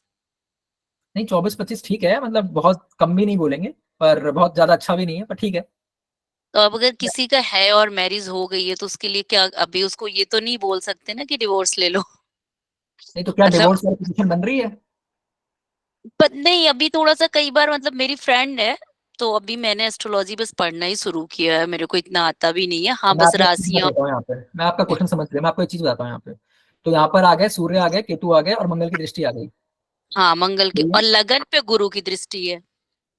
लगन पे गुरु है, लगन में गुरु बैठे हैं। नहीं, गुरु की दृष्टि है, गुरु 9वें घर में है। ठीक है ठीक है, लगन पे दृष्टि। अब ये अच्छा हुआ कि गुरु की दृष्टि लगन पे चली गई, पहली बात। दूसरी बात, अगर 7वें घर में सूर्य आए, इट इज नॉट गुड। ठीक है, सेकंड नॉट केतु गुड। भी आ हाँ गए, केतु भी आ गए, हाँ which is again not good. हाँ ठीक है, मंगल भी देख रहा है, वो भी हाँ अच्छी बात नहीं है। अब अगर उनकी शादी हाँ। ऑलरेडी हो गई है ना, तो उन्हें 2-3 चीजों का ध्यान रखना होगा। पहला मेरा एक सवाल ये है कि जो उनके पार्टनर हैं, क्या वो आध्यात्मिक हैं, स्पिरिचुअल पता है, नहीं, मतलब ये पूजा तो। पाठ वाले? हाँ हाँ अगर ऐसा है, हाँ, है। आप पूछ लेना, अगर ऐसा है ठीक तो है। ज्यादा प्रॉब्लम शादी में हाँ, नहीं आएगी। ठीक ओके। है, और अगर तो वो खुद है और पार्टनर नहीं है, फिर नहीं, पार्टनर का होना पड़ेगा।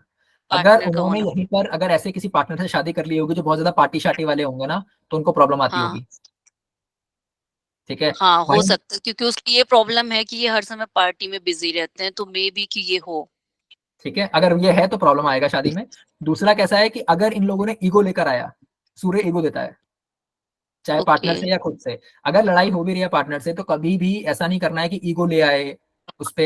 एक होता है ना, कई बार क्या होता है कि फाइट में चीजें ना ईगो की तरफ चली जाती हैं, कि मैं तो ये हूं, तू क्या है। हाँ, मतलब जिसके में ये योग है वो ईगो नाला है, राइट? बिल्कुल बिल्कुल। सामने अगर पार्टनर भी इस तरीके से बोल रहा है, तो आपको ये समझना होगा उस चीज को। एक होता है ना कि सिचुएशन ऐसी बन रही है, भाई ज्योतिषों का काम क्या है, एस्ट्रोलॉजी का क्या काम है, आपको सतर्क करना किसी चीज को लेके। ईगो अगर आपकी तरफ से आ रहा है या पार्टनर की तरफ से आ रहा है, तो आप समझ जाओ कि भाई नहीं, तो थोड़ा सा सतर्क हो जाओ, उस चीज को काम डाउन कर दो, इग्नोर कर लो उस बात को, अगर आपको शादी चलानी है लंबी तो। और उसका लगन में भी शनि और राहु है, तुला राशि का है, तो अच्छा, वो भी इनको नजर शनि भी वगैरह, इनसे उच्च पूछना है, इनको नजर लगती रहती है क्या? एक बार पूछना है इनसे, पूछूंगी मैं। ठीक है। पूछ लेना आप। हाँ, चलिए। Okay. Thank you madam sir. मेरा डिवोर्स हो चुका है, मेरा सूर्य ही बैठा है और हे भगवान। बुध के साथ है और बिना किसी वजह के हो चुका है, रीजंस भी नहीं थे। और मतलब तो इसलिए मैं कह रही हूँ खराब है, डिवोर्स तक की स्थिति पहुंचा ही देता है वो कैसे भी करके। सूर्य बहुत डेंजरस है 7th हाउस में। ठीक है, राजा है हालांकि वो, लेकिन क्योंकि वो मरण करण स्थान है उनका, नीच के होते हैं वो 7th हाउस में। 7th नंबर राशि में ही तो नीच के होते हैं वो तुला में। हाँ बट नहीं, वो मेरी मेष बट वो राशि में उच्च मेष के राशि हैं। में उच्च नहीं नहीं नहीं, है। मैं वो नहीं कह रहा, मैं समझ गया हाँ राशि काल कैसी है। पुरुष में, हाँ काल हाउस पुरुष वाइज थे में ना, तो वो हाउस नीच वाइज के हैं। डेबिलिटेड है वो। हाँ हाउस वाइज डेबिलिटेड हाँ है ना, हाउस क्योंकि वो नीच का काम है ही नहीं है उनका। उनका। वो वहां आपने क्या किया, एक राजा को डाल दिया कि भाई तू घर गृहस्थी संभाल। राजा को आप बोल रहे हो कि समाज के बारे में मत सोच, तू अपनी बीवी के बारे में सोच, अपने घर गृहस्थी के बारे में सोच। It's a very bad situation for Surya. Surya कह रहा है भाई मेरा ये काम थोड़ी है, ये काम तो शुक्र बट का है। जिसके घर, हाँ बट जिसके कुंडली में है, मान लीजिए अगर वो बहुत शांत है, वो आध्यात्मिक है, मेडिटेशन वगैरह करता है, फिर उससे उसका कुछ नेगेटिविटी कम नहीं होती। इसका अलाइनमेंट मैडम ये है सिर्फ, जैसे अगर मान लो पारुल जी का सूर्य है 7th हाउस में, इसका एक चीज हो सकता है, हाँ अपना ईगो जीरो कर दो। दूसरी बात, बंदा भी ऐसा ढूंढो, पार्टनर भी ऐसा ढूंढो जिसके अंदर ईगो हो ही ना, बहुत हम्बल हो, तब आपकी शादी चल ओके। जाएगी। मतलब वो तो फिर शादी के पहले ही देख सकते हो ना, अब शादी हो गई है फिर तो नहीं यही देख काम होता है सकते हो आप। एस्ट्रोलॉजर का, यही काम होता है। है ना। हाँ अभी तो शादी हो गई है तो अभी एक बेबी भी है, तो अभी तो नहीं देख सकते ना कि ये चीजें, नहीं, लेकिन वो जो समझा नहीं आप सकते। बता दोगे तो आगे के लिए उनके लिए अच्छा हो जाएगा ना।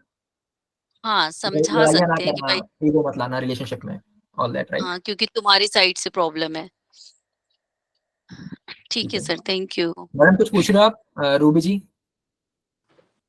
जी, अगर 9th हाउस में मार्स हो तो साथ में जुपिटर और सन बैठे हो तो जो उनकी 12वें घर में दृष्टि जा रही तो उसका क्या इफेक्ट होगा? मैम राशि कौन सी है 9th हाउस में? 9th हाउस में सेकंड 2 नंबर राशि में है, शुक्र है, सॉरी गुरु है, मंगल है और सन। सन है। तीनों के लिए ही वो राशि मतलब उनकी उसकी नहीं है, पर अच्छी बात यह है जब भी सूर्य और गुरु केंद्र में आ जाए ना, बहुत अच्छा होता है ये जनरली। तो और जो मार्स की दृष्टि पड़ रही है 12वें घर पर तो उसका क्या कोई नेगेटिव इफेक्ट होगा? नहीं ऐसा नहीं होता, हाउसेस में पढ़ने से इतना फर्क नहीं होता, सिर्फ फिफ्थ हाउसेस की। राशि, हाँ सन की राशि है वहां पर बैठी हुई तो 12वें घर वो में। भी मित्र की राशि है ना, कोई प्लेनेट भी है क्या? नहीं, प्लेनेट नहीं है, अकेली राशि है इसमें। नहीं अच्छा है ना, 12th हाउस पे पढ़ रहा है, अच्छा है, कंट्रोल रखेगा इसमें, क्या बोलते हैं एक्सपेंसेस में, एक्सपेंस को कंट्रोल करेगा वो, सही जगह पे ओके एक्सपेंस डलवाएगा। हाँ ओके इन्वेस्टमेंट अच्छी करवाएगा, अच्छी जगह इन्वेस्ट कर पाओगे। ओके, ठीक है, थैंक यू। चलिए आगे कंटिन्यू करते हैं।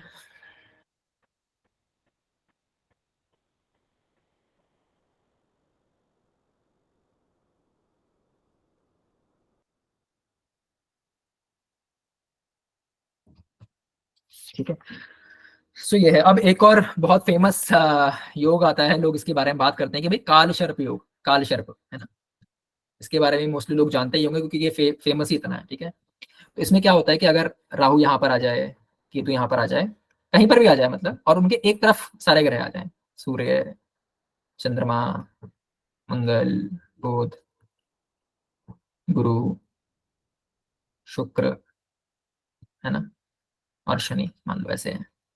तो अब क्या हो गया, काल सर्प बन गया क्योंकि एक तरफ आ गए सारे, शनि और सॉरी राहु और केतु के, राहु और केतु के एक साइड सारे प्लेनेट आ गए। अब वो इस साइड भी हो सकते थे, सेम इस तरफ कर लेना, ठीक है, या राहु केतु अगर ऐसे लिखे हुए हैं यहाँ पे, कहीं से भी बन सकता है ये। सिंपली आपको ये देखना है कि सारे प्लेनेट राहु केतु के एक तरफ तो नहीं चले गए हैं, राहु केतु, ठीक है। अब अगर मान लो सारे प्लेनेट ऊपर की तरफ आ जाते हैं यहाँ पे, तो भी ये बन जाएगा, यहाँ पर भी हो, हालांकि इवन साथ में भी होगा ना तो कंसिडर होगा वो, ठीक है। और अगर दूसरा देख लो, इस तरफ तो नहीं है, एक तरफ अगर हो जाए तो ये रूल कहता है कि भाई कालसर्प बन गया, ठीक है। और जितना ज्यादा ये रहेगा, मतलब मान लो कि यहाँ पर राहु है, यहाँ पर केतु है, और इस घर को भी, इस घर में भी कोई नहीं है, सारे बल्कि इस तरफ ही है, तो उतना ज्यादा स्ट्रॉन्ग कालसर्प है वो, ठीक है। सो इसमें होता क्या है कि भाई प्लैनेट्स ना कंफर्टेबल फील नहीं करते। अब वो उनको क्या हुआ, एक तरफ हो गया, छाया के पूरी एक तरफ आ गए वो, क्योंकि दोनों छाया ग्रह है ना राहु केतु, उसके एक तरफ चले गए बिल्कुल, दूसरी तरफ का एक्सेस ही नहीं है उनके पास, दूसरी तरफ के हाउसेस में है ही नहीं कोई ना। अगर कोई मित्र भी होता है, एक होता है ना कि भाई मैं किसी मान लो किसी शहर में रहता हूँ और मुझसे ये कहा जाए कि आप इस शहर में ही रहोगे, आपके यहाँ पे ना सरकार ने बंद कर दिया, अब आप उस तरफ नहीं जा सकते, आप मुंबई पुणे नहीं जा सकते, आपके लिए बैन है, बीच में एक कोई किसी तरीके की दरार आ गई है बीच में कि आप जा ही नहीं सकते, आप उसी तरफ हो, ठीक है। और आपको ये सारे इधर ही हैं, आपके चाहे आपका दुश्मन है दोस्त है सब आपके साथ ही बैठे हुए हैं, क्योंकि एक तरफ है ना। अब यहाँ पर क्या होगा, अगर एक तरफ है तो कितने हाउसेज हुए, 5 घर हैं, 5 घरों में दोस्त दुश्मन सब बैठे हैं, ठीक है। और फिर क्या होगा, हो सकता है काफी सारे जब प्लैनेट्स, एक होता है कि कई लोगों के ना एक ही हाउस में बहुत सारे प्लैनेट्स होते हैं, तो फिर क्या होता है ना, फिर उस घर को जज कर पाना बड़ा मुश्किल होता है। मान लो यहाँ पे मेष लगन है और यहाँ पे कई सारे प्लैनेट आ जाए, सूर्य आ जाए, गुरु आ जाए, मंगल आ जाए, ठीक है, शनि आ जाए। अब ऐसे में ना इसको जज करना बड़ा मुश्किल है, और ऐसे में इंसान की लाइफ को बड़ा कॉम्प्लिकेटेड बना देता है, क्योंकि जिस हाउस में रहेगा उस चीज को बड़ा कॉम्प्लिकेटेड बना देगा। अब यहाँ पे क्या है, नेचर को ही बड़ा कॉम्प्लिकेटेड बना दिया, ठीक है। अब समझ में नहीं आ रहा कि भाई राजसिक गुण है कि ज्ञान धर्म है कि मंगल वाली तेजी है, ठीक है, या शनि वाला ठहराव है क्या। अब ये यहाँ पर है, अब यहाँ पे ये बंदा नीच का भी हो रहा है, शनि नीच के भी हो रहे हैं, यहाँ पे सूर्य उच्च के भी हो रहे हैं, नीच भंग भी हो रहा है, लेकिन मंगल स्वामी भी बैठा हुआ है, मंगल शत्रु भी है शनि का, तो क्या हो रहा है यहाँ पर, पूरी खिचड़ी पक गई है यहाँ पे। क्या हो गया, अब इसको जज कर पाना बड़ा मुश्किल है इस पर्सनैलिटी को, और इनके खुद के जीवन में भी बड़ा द्वंद चलता रहेगा, इनको खुद समझ में नहीं आएगा कि मुझे लाइफ में करना क्या है, क्योंकि फर्स्ट हाउस खुद का सेल्फ का है, अपने बारे में श्योर नहीं हो पाएंगे कि भाई मेरा मतलब, अपने आप को ही नहीं समझ पाएंगे ये,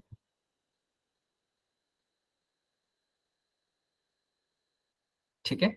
तो ये एक चीज होती है। अब जितने ज्यादा ऐसे क्या हो रहा है, अब दूसरी तरफ क्या हो रहा है, राहु केतु है तो भाई राहु ये अपना कालशर्प योग भी बन गया, सारे प्लैनेट्स एक ही घर में आ गए, कॉन्फ्लिक्ट भी क्रिएट हो गया।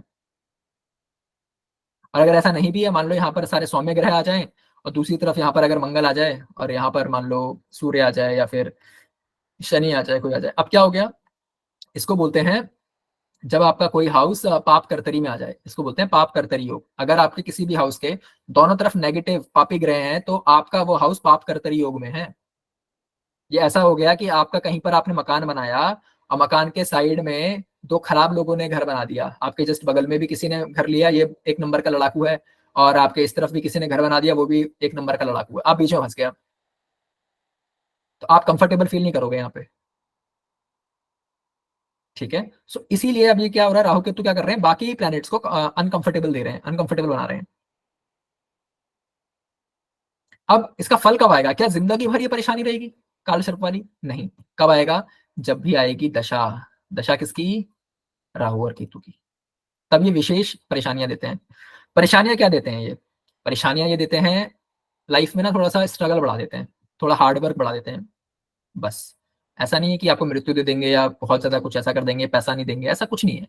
बहुत से लोग हैं जो बिलीनियर्स हैं और उनके में ये कालसर्प योग है, तो ऐसा कुछ नहीं है कि आपसे आपको पैसा नहीं कमा पाओगे आप लाइफ में, आप बिल्कुल कमा पाओगे।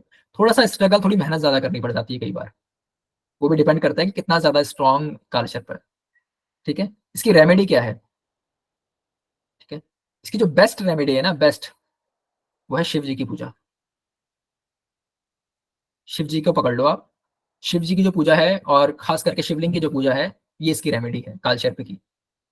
अगर आपको लग रहा है कि आपकी चार्ट में कालसर्प योग है, आपके काम नहीं बनते हैं या बनते बनते बिगड़ जाते हैं, तो आप शिव जी की आराधना कीजिए लगातार।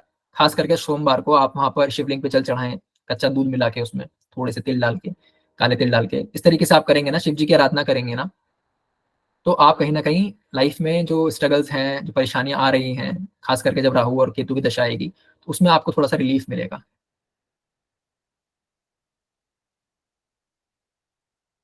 ठीक है। ऐसा क्यों हो रहा है, ऐसा हमने शिव जी ही क्यों बोला, क्योंकि राहु जो है ना, राहु है राहु काल और शिव जी है महाकाल, ठीक है। तो ऐसे हमको इसको देखना है, तो इसकी जो बेस्ट रेमेडी है वो है शिव जी की आराधना करना। एक जो पहले के जो एस्ट्रोलॉजर्स होते थे ना, वो क्या करते थे, एक और रेमेडी करवाते थे, वो कहते थे कि गरीबों को ना अन्न दान करो, ठीक है। अन्न भी कैसा, 7 तरीके का अन्न, सतनाजा बोलते हैं,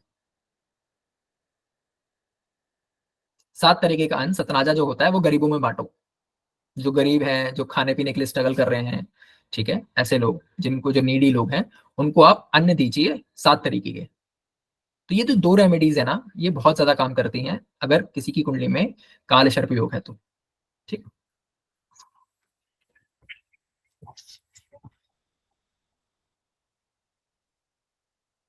अच्छा, काल सर्प ना मतलब अलग अलग घरों में जब राहु होते हैं तो उसका अलग अलग नाम दिया हुआ है, ठीक है। जैसे फर्स्ट हाउस में होता है तो अनंत कहते हैं, इसे अनंत काल सर्प। सेकंड में होता है तो कुलिक बोलते हैं। थर्ड में होता है तो वासुकी बोला, अगर राहु यहाँ पर है, ठीक है। तो केतु सामने आ जाएंगे, तो इसको बोलते हैं वासुकी, ठीक है। तो ऐसे ना नाम दिए हुए हैं। शंखपाल है अगर फोर्थ में हो राहु, तो इसका शंखपाल है। फिफ्थ में हो तो पदम है, ठीक है। सिक्स्थ में हो तो महापदम है, ठीक है। सेवंथ में हो तो तक्षक, एट्थ में हो तो करकोटिक, ठीक है। यहाँ पर हो तो शंखचूड़ के नाम से है। टेंथ में हो तो इसको, इसका नाम ही है घातक, टेंथ में हो तो। 11th में हो तो विषधर। 12th में हो तो शेषधर, ठीक है। फर्स्ट में हो तो अनंत, मैंने बताया ना अनंत, ठीक है। सेवंथ में हो तो सेकंड में हो तो कुलिक। ये आपको मिल जाएगा, गूगल वगैरह पे भी मिल जाएगा, इनके अलग अलग नाम हैं, ठीक है। लेकिन जो मैंने आपको कॉन्सेप्ट बताया ना वो सेम ही रहने वाला है। एक तरफ अगर आ गया प्लैनेट तो अनकंफर्टेबल हो जाते हैं, थोड़ा लाइफ में स्ट्रगल बढ़ जाता है। वो भी अगर आप शिव जी की आराधना करते हैं तो उससे भी आपको काफी बेनिफिट मिल जाएगा। और गरीबों को अन्न दान करना है, 7 तरीके के अन्न जो होते हैं ना उसको करके आपको दान करना है, ठीक है। अच्छा, एक कॉन्सेप्ट हमने पढ़ा था कुछ दिन पहले मारक ग्रहों का, और प्रबल मारक या मारक कैसे देखते हैं और मारक क्या करता है, ठीक है। मान लीजिए यहाँ पर अगर सिंह लगन की कुंडली है तो यहाँ पे 5 लिखा होगा, यहाँ 6, यहाँ 7,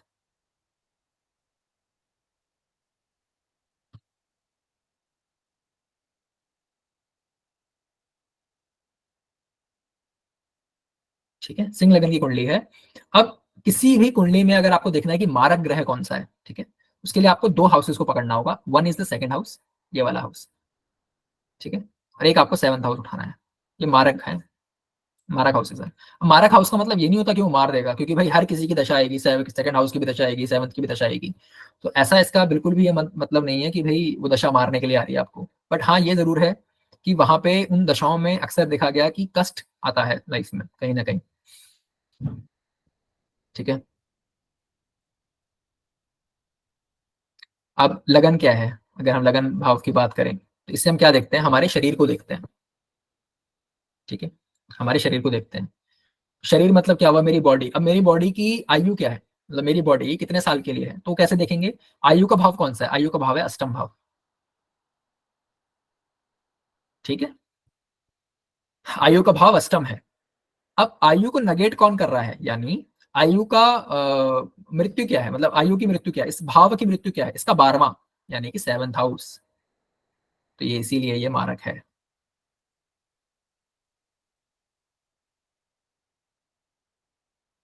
इसीलिए ये मारक है क्योंकि ये 12वां है आपके आयु का, आपके अष्टम का,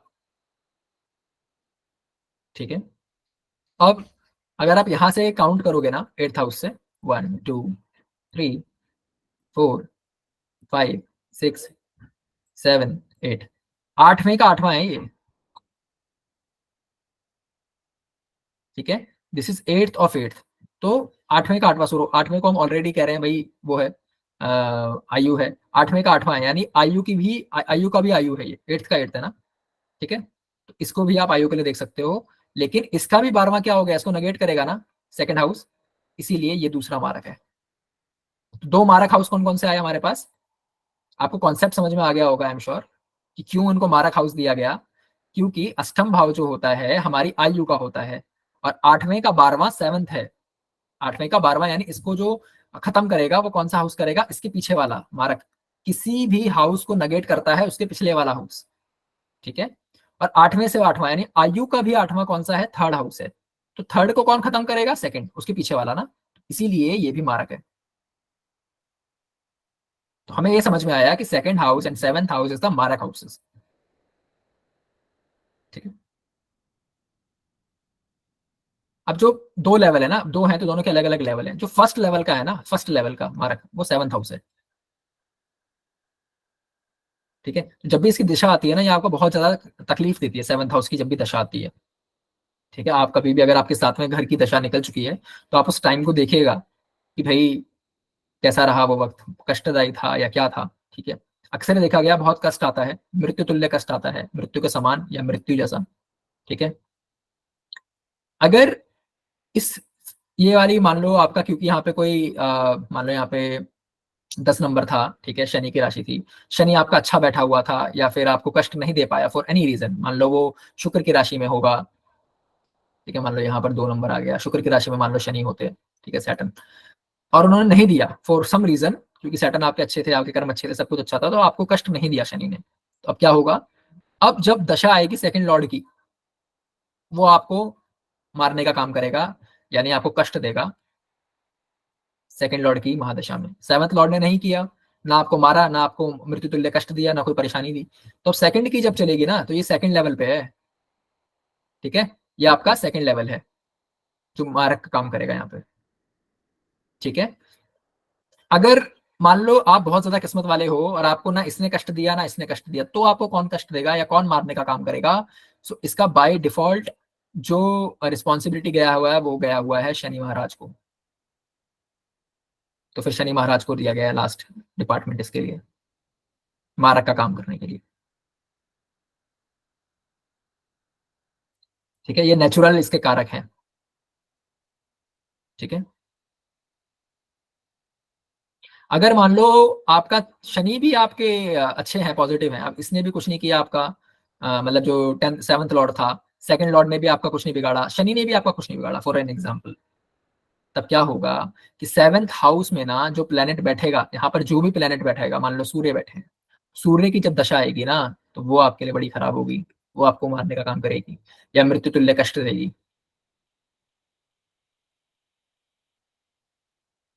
ठीक है।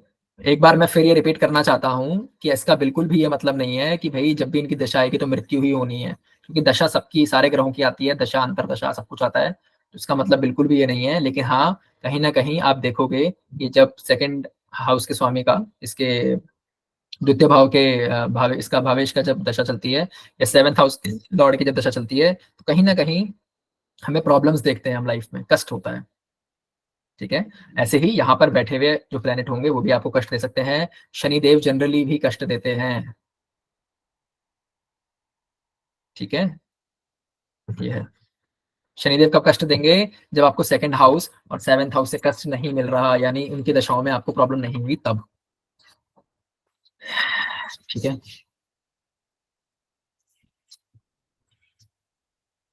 कितना हो गया? ठीक है।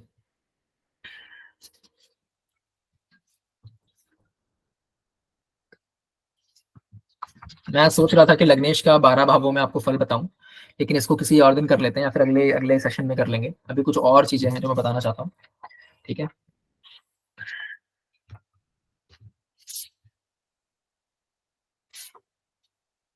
ठीक है, अब ना एक बहुत बढ़िया, बहुत ही फेमस एक राजयोग है, पंच महापुरुष राजयोग, ठीक है, बहुत अच्छा योग बोला जाता है, मतलब इससे आपको ना बहुत ज्यादा फेम मिलता है, ठीक है। और मतलब एक जो अच्छे लेवल्स पे लोग होते हैं ना, तो उनके चार्ट्स में देखा गया कि भाई पंच महापुरुष राजयोग है। अब पंच महापुरुष राजयोग जो है ना, वो 5 योगों से मिलकर बनता है, ठीक है। ऐसा जरूरी नहीं कि 5 योग होंगे तो ही वो होगा, ऑब्वियसली अगर 5 योग बन गए किसी की कुंडली में तो बहुत ही बढ़िया है वो तो फिर, ठीक है। लेकिन अगर 1-2 भी बन जाए ना, तो भी आप बहुत अच्छा करते हो लाइफ में, ऐसा देखा गया, मतलब जो हमने चार्ट्स देखे फेमस लोगों के, जो सक्सेसफुल लोग हैं उनके, ठीक है। तो ये कैसे बनता है? सूर्य, चंद्रमा, राहु केतु को छोड़ के जो बाकी प्लैनेट्स हैं उनसे बनता है ये, जैसे गुरु हो गए, ठीक है, मंगल हो गए, बुध हो गए, शुक्र हो गए, शनि हो गए, ये बनाते हैं इनको, ठीक है। सो एक एक करके देखते हैं, और हर योग का ना कुछ नाम है, जैसे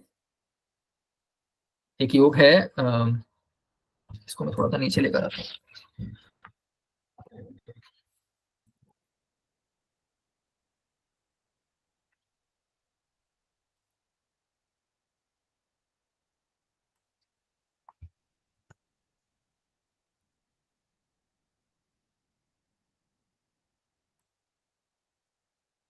ठीक है।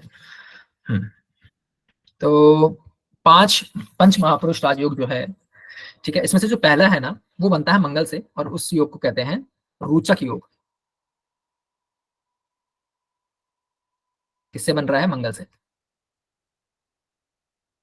ठीक है। कैसे बन रहा है? जब भी ना मंगल केंद्र में बैठा हो, केंद्र मतलब यहाँ बैठ जाए, यहाँ बैठ जाए, यहाँ बैठ जाए, यहाँ बैठ जाए, ठीक है, केंद्र के हाउसेस में मंगल आके बैठ जाए, पर कैसे बैठे?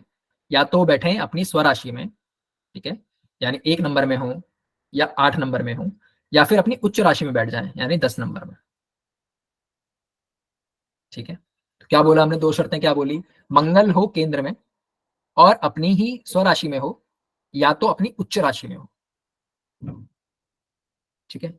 अब एक और जो यहाँ पे कंडीशन देखने मिलती है जिसकी वजह से फर्क आ जाता है, जिसकी वजह से लोग बोलते हैं कि मेरा तो ये योग है लेकिन मुझे तो फल नहीं मिल रहा मंगल वाला, ठीक है। क्योंकि जो भी जिस भी ग्रह का योग बनेगा ना, जो भी ग्रह का आप पे राजयोग बनेगा, उसकी क्वालिटीज आपके अंदर दिखनी चाहिए, इसका मतलब वो फलित हो रहा है, वरना वो फलित नहीं हो रहा। फलित अगर नहीं हो रहा है तो क्यों नहीं हो रहा है, मान लो मंगल लगन में ही आ जाए और 1 नंबर राशि में आ जाए। अब आपको ये देखना बहुत जरूरी है, हमारे बेसिक्स पे हम वापस चलेंगे कि क्या मंगल मजबूत है, मंगल की डिग्री क्या है, कहीं वो डिग्री 2-3 तो नहीं है, या फिर 28-29 तो नहीं है, कहीं मंगल अस्त तो नहीं है सूर्य से, ठीक है। नीच राशि में तो नहीं है, चलो यहाँ पे तो नीच में तो खैर बनेगा ही नहीं वो, ठीक है। तो अगर मान लो 10 में बन जाए तो बहुत अच्छा है क्योंकि उच्च राशि है, 8 में बन जाए, 1 में बन जाए, बहुत अच्छा है, इनमें ही बनना चाहिए, नियम यही कहता है, ठीक है। कैसे कैसे बन रहा है, मंगल केंद्र में हो, अपनी खुद की राशि में हो या अपनी उच्च राशि में हो, अस्त नहीं होना चाहिए, डिग्री वाइज भी बलवान होना चाहिए, उसको अच्छे ग्रह देखते हो, हर तरीके से उसमें बल होना चाहिए, जितना बल आएगा उतना ज्यादा ये फलित होगा, ठीक है। तो पहला क्या था, रुचक, इसका नाम है रुचक, ठीक है। सेकंड वाला जो है उसका नाम है भद्र, ये पंच महापुरुष राजयोगों में से सेकंड है, ठीक है। सो क्या है, भद्र के नाम से है। भद्र किससे बनता है, बुध से, मरकरी से, ठीक है। तो बुधदेव कहाँ बैठे हो, लग यहाँ कहीं बैठे हो, चारों में से कहीं भी बैठे हो,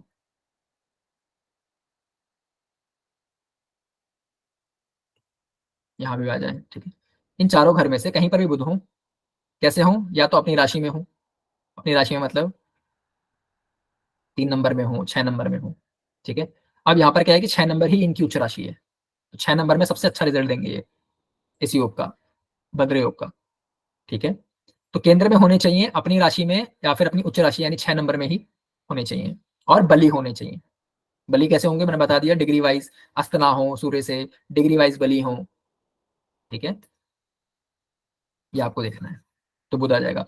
इसका बेनिफिट क्या है कि बुध वाली क्वालिटीज आपके अंदर आ जाएंगी, आपका मैथ बहुत अच्छा हो जाएगा, आप कॉमर्स में बहुत अच्छा हो जाएगा, अकाउंटिंग बहुत अच्छा हो जाएगा, बिजनेस में बहुत अच्छा करोगे आप, ठीक है। वाणी बहुत अच्छी हो जाएगी, जिस जिस चीज के कारण कारक बुध है वो सब आपका अच्छा हो जाएगा। मंगल अच्छे हो रहे हैं जिसके, उसके अंदर एक तेज है, बहुत ज्यादा एक्टिव है, हमेशा एक बॉडी फिट बॉडी मिलेगी उसे, ठीक है। एक सेनापति है, फाइटर है, डरता नहीं है किसी से, करेज बहुत ज्यादा है, ठीक है।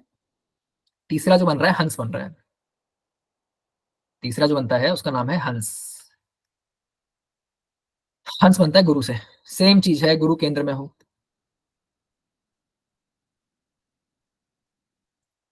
ठीक है। गुरु केंद्र में हो, अपनी ही राशि में हो या तो अपनी उच्च राशि में हो, यानी 9 में हो, 12 में हो या तो 4 में हो, ठीक है। 4 में मान लो बैठे हो, तो 4 क्योंकि उनकी उच्च राशि है, ठीक है। तो भी ये योग बन जाएगा, गुरु वाली सारी क्वालिटीज आ जाएंगी उनके अंदर, आध्यात्मिक होना, धार्मिक होना, विजडम बहुत ज्यादा होना, बहुत ज्ञानी होना, ठीक है, बहुत बड़े प्रोफेसर जो लोग होते हैं, है ना, वो सारी क्वालिटीज आ जाएंगी। गुरु के जो भी मैंने कारतत्व बताए थे वो आप सारे लगा लीजिएगा यहाँ पे, वो सारे दिख जाएंगे आपको, ठीक है। तो हंस के बाद आता है मालव्य। मालव्य, मालव्य किससे बन रहा है, शुक्र से, शुक्र आ जाए केंद्र में,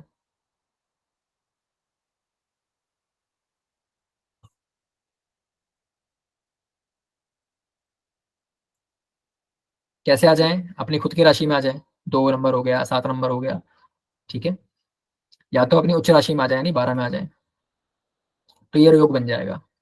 शर्त वही है, अस्त ना हो, डिग्री वाइज मजबूत हो, ठीक है। शत्रु कोई आके ना बैठे साथ में, कोई शत्रु ना देखे। अब ऐसा नहीं है कि शत्रु बैठ गया तो वो नहीं बनेगा, वो बनेगा फिर भी, ठीक है। शत्रु देखेगा तब भी बनेगा, लेकिन वो फर्क आ जाता है, डिफरेंस होता है हर योग में। योग बहुतों की कुंडली में होता है लेकिन सबके रिजल्ट सेम नहीं होते, कि क्वालिटी ऑफ योग बहुत जरूरी है, कि क्वालिटी क्या है उस योग का, कितना साफ सुथरा योग बना है वो, कितना स्ट्रांग योग बना है, ठीक है। तो इस योग को क्या बोलते हैं, शुक्र से बनने वाले योग को मालव्य योग, ठीक है। अपना जो ये लास्ट है ये है शश, इसको बोला गया है शश योग, ये बनता है शनि से, सैटर्न अगर बैठ जाए फर्स्ट हाउस में हो, 7th में हो, 4th में हो, या फिर 10th में हो, शनि शनि महाराज अगर यहाँ पर केंद्र में बैठे हुए किसी भी हाउस में, अपनी खुद की राशि 10 नंबर में हो, 11 में हो, या अपनी उच्च राशि 7 में हो, तो ये योग बन जाएगा। शर्त फिर वही है, इनका अस्त नहीं होना चाहिए, डिग्री अच्छी होनी चाहिए, ठीक है, ये इसका है। तो आपको शनि वाली भी सारी क्वालिटीज आ जाएंगी। शनि क्या बनाता है, लीडर भी बनाता है आपको। जितने भी सुपरवाइजर्स होते हैं ना, जो लोग काम करवाते हैं कंपनीज में, फैक्ट्रीज के जो मालिक होते हैं बड़ी बड़ी, जो तेल के, जैसे अंबानी जी हैं, ठीक है, तेल के जो मालिक होते हैं, ठीक है, बड़ी बड़े जो उद्योगपति होते हैं, ये शनि से बनते हैं सारे। शनि क्या है, बहुत देर से देगा लेकिन आपको ऐसी चीज देगा जो आपके पुरखों से चली आ रही है और आगे तक चलेगी, ऐसी चीज देगा आपको, लंबी चीज देगा आपको, देर से देगा लेकिन बहुत ऐसी चीज देगा जो रुकेगी। राहु जब भी देता है ना, राहु आपको बहुत टेम्परेरी चीज देता है, जो आज आई वायरल कर दिया, आज आपको आपके 1 मिलियन व्यूज आ गए, 4 दिन बाद कोई पूछ ही नहीं रहा आपको। राहु ऐसी चीजें देता है। शनि जो देते हैं ना, शनि देते हैं लॉन्ग सक्सेस, मतलब फॉर एवर वाली सक्सेस देता है। जैसे अमिताभ बच्चन जो है, अगर आप देखेंगे कि वो दो दो डबल नीलम पहनते हैं वो अपने हाथ में, ठीक है। सो अमिताभ बच्चन सिर्फ उनके मूवीज के लिए नहीं जाने जा रहे, आज तक वो कुछ भी करते हैं ना, तो उसके लिए ही वो जाने जाते हैं। मान लो उन्होंने सीरियल भी किया तो भी जाने जा रहे हैं, एड्स कर रहे हैं तो भी फेमस है, कुछ ना कुछ कर रहे हैं, लगे हुए हैं, उनका नाम बहुत है, आज भी है और आगे भी रहेगा।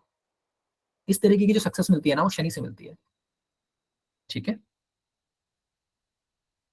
ऐसे लोग जो शनि से जो योग बन रहा है, शनि केंद्र में बैठे हैं अपनी राशि में, अपनी उच्च राशि में, ऐसे लोग एनिमल्स के साथ बहुत अच्छा करते हैं, मतलब एनिमल्स का जो बिजनेस होता है, ठीक, स्पेशली किसका करेंगे, बफेलो का, भैंस, भैंस से रिलेटेड कोई काम करें ना, भैंस का दूध हो गया या फिर भैंस से रिलेटेड कुछ भी काम करेंगे, उनके लिए बहुत अच्छा है वो, ठीक है। ऑयल का बिजनेस हो गया, तेल वाला कोई भी, ठीक है। बहुत ही ना जीरो से स्टार्ट करते हैं ऐसे लोग। शनि जिनका अगर आपको देखना हो ना कि अच्छे फल दिए हैं शनि ने, जीरो से स्टार्ट करते हैं, लेकिन ऐसे लेवल पे पहुंच जाते हैं कि आपको यकीन नहीं होता कि ये सेम वही इंसान है, ठीक है। और शनि जिसका जिसका जितना ज्यादा प्रबल होगा ना, वो ज्यादा से ज्यादा ना खुद के अंदर रहता है बहुत ज्यादा। शनि जिसका जितना स्ट्रांग होता है, वो ज्यादा घुलते मिलते नहीं है ऐसे वाले, मतलब काम से मतलब है, बहुत ही फोकस्ड होते हैं, ठीक है। तो ये था पंच महापुरुष राजयोग। अब अगर हम बात करें नेक्स्ट, तो एक और बहुत ही फेमस जो योग है जिसकी बहुत लोग बात करते हैं, वो है गज केसरी योग, ठीक है, गज केसरी।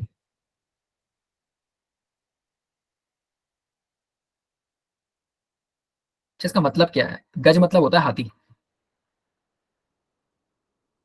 ठीक है, केसरी मतलब होता है शेर।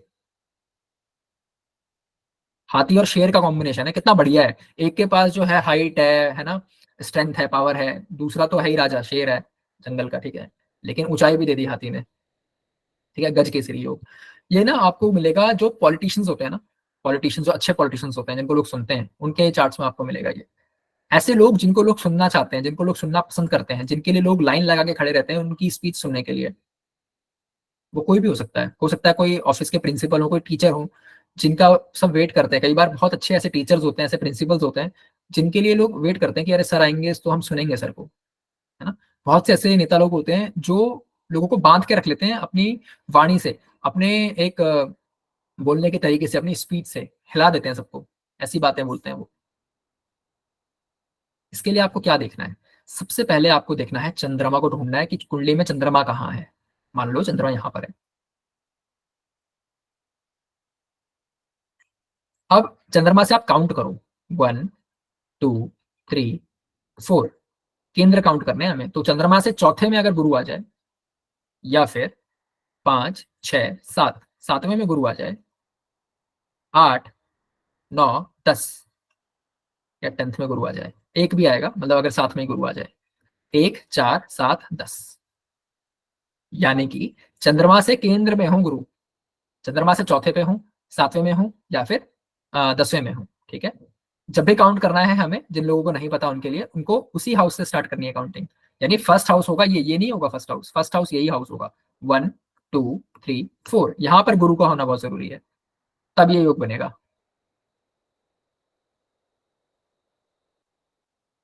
ठीक है, अब अगली शर्त क्या कहती है, ये तो बन गया जी, चलो ठीक है। अगली शर्त ये कहती है कि इन दोनों का ना बलि होना चाहिए। बलि कब होंगे ये दोनों, जैसे 4 नंबर लिखा हो यहाँ पे, कितना बढ़िया है, गुरु उच्च के हो गए, चंद्रमा स्वराशि का है, बहुत बढ़िया है। अब ये जो इफेक्ट है ना, ये अलग ही लेवल का इफेक्ट है। यहाँ पे अगर 9 नंबर हो जाता, गुरु की खुद की राशि है लेकिन चंद्रमा की नहीं है, तो कहीं ना कहीं ठीक है पर उतना अच्छा नहीं है। 4 नंबर में देखो ना कितना बढ़िया बनेगा, 12 नंबर आ जाए तो भी बहुत अच्छा है, लेकिन गुरु के लिए अच्छा है, चंद्रमा के लिए ठीक है, मतलब राशि फाइन है। तो ये डिपेंड करता है कि किस राशि में बन रहा है ये योग। ठीक है। दूसरा, एक तो आपने राशि देख ली, शत्रु राशि में तो नहीं बन रहा। मान लो गजकेसरी योग बन रहा है लेकिन बन रहा है शनि की राशि में, या बन रहा है किसी और ऐसी राशि में जो शत्रु है इनके। चंद्रमा के तो खैर कोई भी शत्रु नहीं है, लेकिन गुरु के अगर शत्रु हैं तो वहां पे फल में कमी आ जाएगी। शुक्र की राशि में बन जाए, अब चंद्रमा तो मान लो 2 नंबर में उचका होता है, लेकिन क्या 2 नंबर राशि गुरु के लिए बहुत कंफर्टेबल है? नहीं, शत्रु की राशि है। ठीक है, तो ये भी आपको देखना है कि किस राशि में बन रहा है। उसके बाद बेसिक्स नहीं भूलना है हमको, हमको ये देखना है कि चंद्रमा में कितना बल है।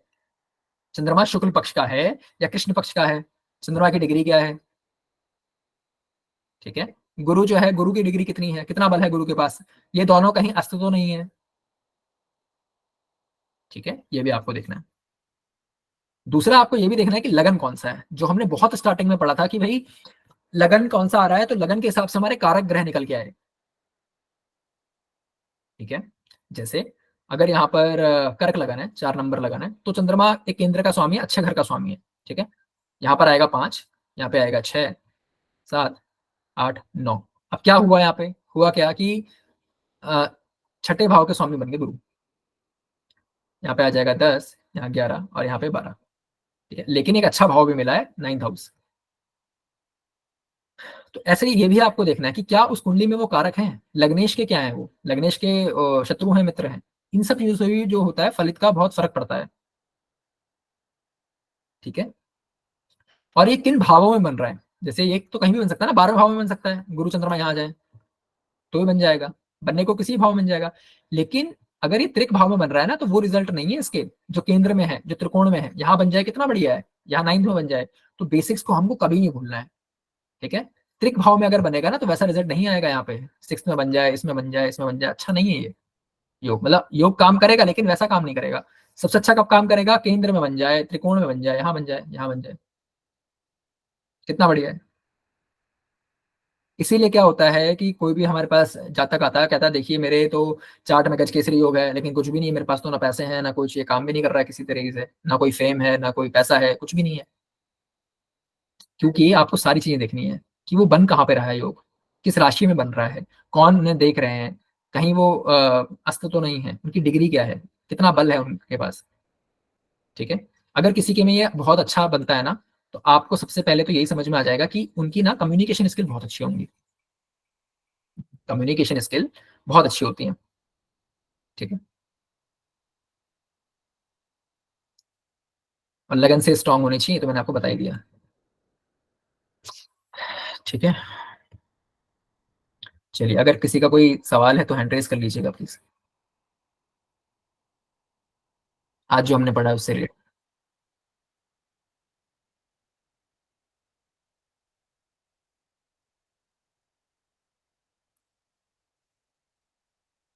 हाँ जी शालू जी। सर अगर ये चंद्र और गुरु एक साथ हो तो नहीं बनेगा ये योग? बनेगा ना, वो तो ज्यादा स्ट्रांग है। जी जी, अगर लगन में हो तो ज्यादा स्ट्रॉन्ग हो जाएगा वो। बिल्कुल, वो हाउस देख लो, राशि देख लो, लगन में कौन सी राशि आ रही है, उनका बल देख ठीक है। लो। साथ में तो जी बहुत ज्यादा बनेगा ना, फिर तो युति होगी ना, फिर तो साथ ही बैठ गए, इकट्ठे ही बैठ गए। हाँ जी हाँ जी ठीक है, जी जी। संजय जी बताइए। सर मेरे 2 क्वेश्चन है। एक तो ये है कि अगर चंद्रमा लग्न में बैठा हुआ है और गुरु पंचम में बैठ करके अपनी 9वीं दृष्टि चंद्रमा पे दे रहा है, तो क्या ये योग बनेगा? नहीं, नहीं बनेगा, मैंने बोला ना केंद्र में होना चाहिए। केंद्र में होना चाहिए। ठीक है।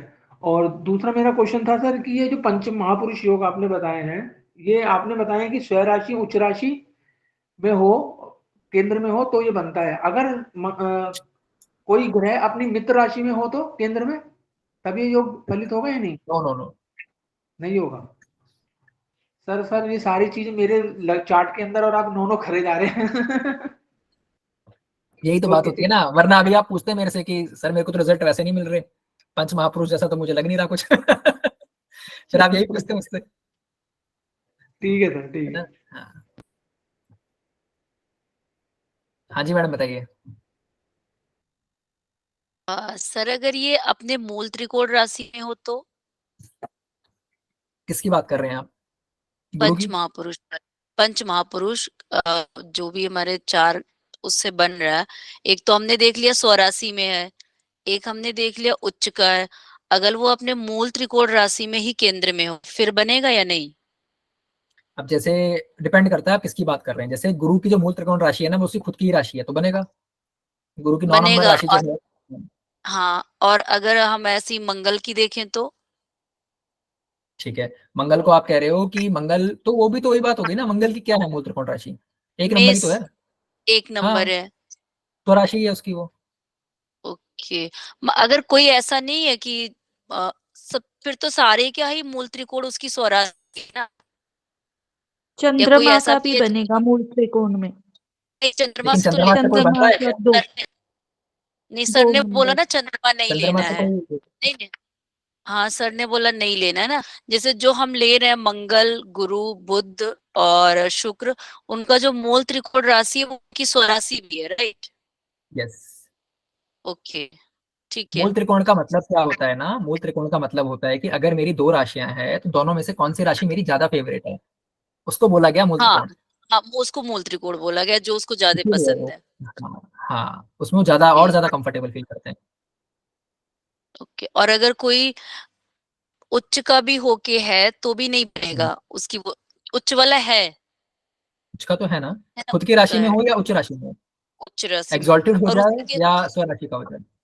और उसी के साथ राहु केतु बैठे हो तो उच्च का भी हो और कोई राहु केतु भी बैठा हो। कोई बात नहीं, वो योग तब भी बनेगा, लेकिन क्या होगा, उस योग में वैसी वाली क्वालिटीज नहीं आएंगी, प्योर वाली, थोड़ा सा उसमें प्यो- फ्रिक्शन आ गया है ओके, ना, ठीक है रिजल्ट सर। में डिफरेंस आ जाएगा। ओके। हाँ जी, नेक्स्ट कौन है? पल्लवी जी। सर जी जैसे आपने अभी बताया हम्म कि जो गज केसरी योग है, हम्म गुरु केंद्र में हो और मून भी केंद्र में हो, हम्म तो अगर मून अपनी ओन राशि में हो जाए, अपनी स्वयं की राशि हो जाए जैसे कर्क में, हम्म। अगर उसकी किसी के साथ युति हो जाए जैसे कोई सैटर्न की या किसी और ग्रह की, तो फिर भी बनता है? हाँ, गुरु अगर देख रहे होंगे केंद्र में होके तो हो जाएगा। नहीं अगर गुरु। चंद्रमा से केंद्र में गुरु होने चाहिए ना। देखिए, हमें ना हाँ रूल जी। तो नहीं बोलना, हमें रूल तो वो सेटिस्फाइड करना ही करना है। हम अगर ये कह रहे हैं कि भाई चंद्रमा से केंद्र में गुरु है क्या, पहला पहला सूत्र यही है। अगर वो है तब हम आगे बात करेंगे। करेक्ट। ओके। हाँ, ठीक है। अगर केंद्र में आ गया तो हम बोल रहे हैं गज केसरी योग है। अब आपने बोला चंद्रमा के साथ शनि आ गया, विष योग बन गया ये। हाँ जी। अब क्या हो गया कि आपका मन ही सही नहीं है, आप गज केसरी योग लेके क्या करोगे? मन ही खराब, मन ही शांत नहीं रहता, टेंशन रहती है, स्ट्रेस रहती है दिन भर। ओके, तो कोई कोई फल नहीं मिलेगा फिर फल मिलेगा, फल ज्यादा? मिलेगा, लेकिन आप एक चीज आप समझिए कि भाई कई लोग होते हैं ना जिनके पास रोटी है, सब्जी है सिर्फ खाने के लिए, नॉर्मल से घर में रहते हैं, झोपड़ी में रहते हैं, लेकिन खुश रहते हैं क्योंकि उनका मन ओके। बहुत अच्छा है, चंद्रमा बहुत अच्छा है, उनको ज्यादा कुछ हम्म, चाहिए भी नहीं। बहुत से लोग ऐसे हम्म। हैं करोड़पति हैं लेकिन रो रहे हैं क्योंकि उनका मन ही उनका साथ नहीं दे रहा, उनको अच्छा ही नहीं लगता कुछ। तो सर जैसे मून अपनी राशि में है तो सैटर्न आ गया, अगर मून अगर सैटर्न की राशि में होता तो ज्यादा प्रभाव होता विष योग का। इसमें तो अपने घर में बलि है, विष योग अपने का ओन सूत्र साइन। मैडम, विष योग का सूत्र ये कहता है कि चंद्रमा के साथ शनि आके बैठ जाए तो विष योग है, हाँ, चाहे वो किसी भी राशि में हो। जिसकी मर्जी। ओके ओके ओके, थैंक सूत्र ये कहता है। यू।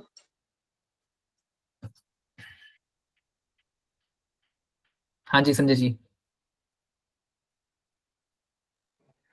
सर आपसे मैं एक चीज पूछना था कि काल सर्प योग का जो आपने बताया 12 तरीके के काल सर्प योग होते हैं, तो क्या सबकी रेमेडी जो आपने बताई वो सेम ही रहेगी या सेम रेमेडी रहेगी, सबकी बिल्कुल। बदल? बिल्कुल, बहुत से लोग बोलते हैं ये कर लो वो कर लो, ठीक है, वो एक अलग मैटर है, मैं उस पर, वो डिबेटेबल है, ठीक है, वो सब अपने हिसाब से बोलते हैं। लेकिन ये जो चीज है ना, ये डेफिनेटली काम करेगी, इसमें कोई खर्चा भी नहीं है, और सबसे ज्यादा इफेक्टिव ही यही है कि आप शिव जी की आराधना करें और गरीबों को अन्न दें, खास करके अगर हो पाए आपसे तो 7 तरीके का अन्न करके तब दें, अलग अलग करके, मतलब तो सर बहुत। राजा जैसे हम कबूतरों को डालते हैं तो वो इफेक्ट करेगा इसमें या नहीं करेगा? यार वो ना और बात हो गई, फिर वो एक अलग चीज हो गई है। कबूतरों को आप दे रहे हो वो बहुत अच्छी बात है, लेकिन अगर आप काल सर्प की एक रेमेडी करना चाहते हो तो वो यही है। अच्छा, तो ये सतनाजा जो है गरीबों को देना है? हाँ, और मिक्स नहीं करना उसको क्योंकि फिर वो यूजफुल नहीं रहेगा ना। और सर ये क्या नाम है, सेपरेट होना चाहिए, जैसे गेहूं अलग होना चाहिए, चावल अलग होना चाहिए, वो अच्छा मूंग रहेगा। अलग आप होना इसको आप ऐसे देखिए कि वो यूज कर पाएंगे ना बेचारे, उसको आपने सब मिक्स कर दिया गया, चाहिए? बात होगा तो वेस्ट हो जाएगा उनके लिए, कुछ नहीं वेस्ट हो कर जाएगा ना पाएंगे। उनके लिए। बिल्कुल। ठीक है, ओके सर, थैंक यू। हाँ जी शालू जी,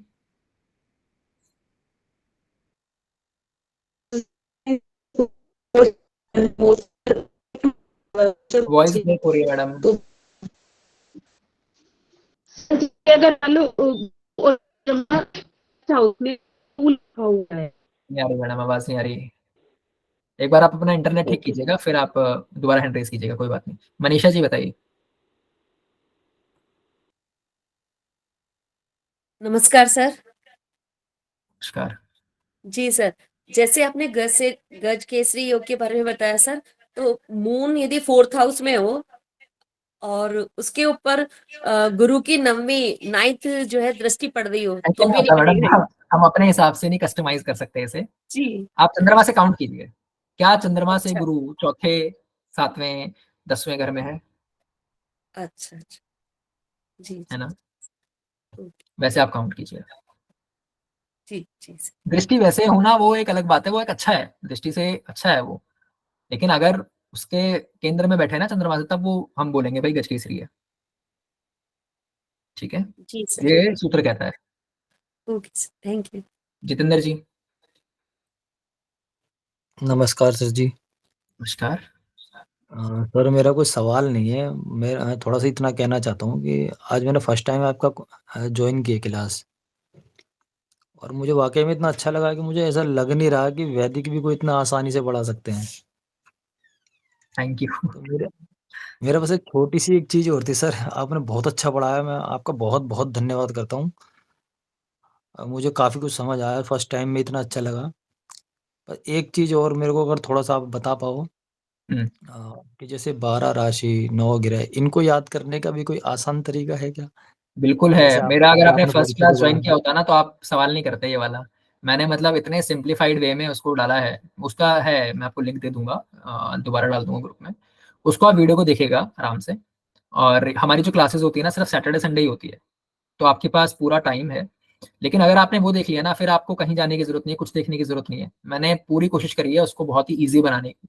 जिन लोगों ने वो वीडियोस देखा होगा या ज्वाइन किया होगा, उनको पता होगा कि मैंने कितना इस तरीके से बताया है कि आपको वो हमेशा याद रहे। मैंने कैसे बात करी है ना, मैंने ग्रहों को ना एक लिविंग थिंग की तरह मैंने लेके चला है, उनको एक देवता की तरह लेके जी, चला है कि हम उसकी बात कर रहे हैं, सूर्य देव कैसे हैं। मैंने ऐसे बताया कि आपको याद नहीं रखना है, आपको समझना है। जैसे हम जी, बताते हैं ना कि भाई कोई नेता कैसा है, कोई इंसान कैसा है, मैंने इस तरीके से ग्रहों को लिया है। तो अगर आपने वो वीडियो देख लिया ना, आपको उनको याद नहीं रखना पड़ेगा, आपको याद हो जाएगा अपने आप को। बिल्कुल सर, बिल्कुल। हाँ, मैं समझ गया। आप कह रहे हैं तो बिल्कुल ऐसा ही होगा।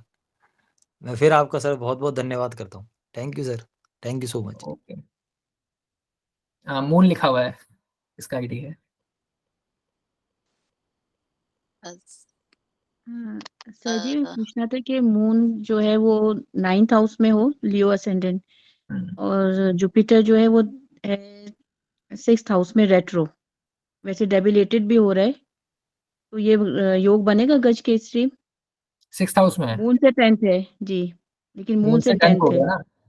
जी। हाँ बनेगा, लेकिन अब वही है, इफेक्ट ऐसा आ जाएगा क्योंकि गुरु 6th में है। ठीक है, राशि कौन सी है वहां पे? जी वहाँ पे ये है कैप्रिकॉन 10वीं राशि।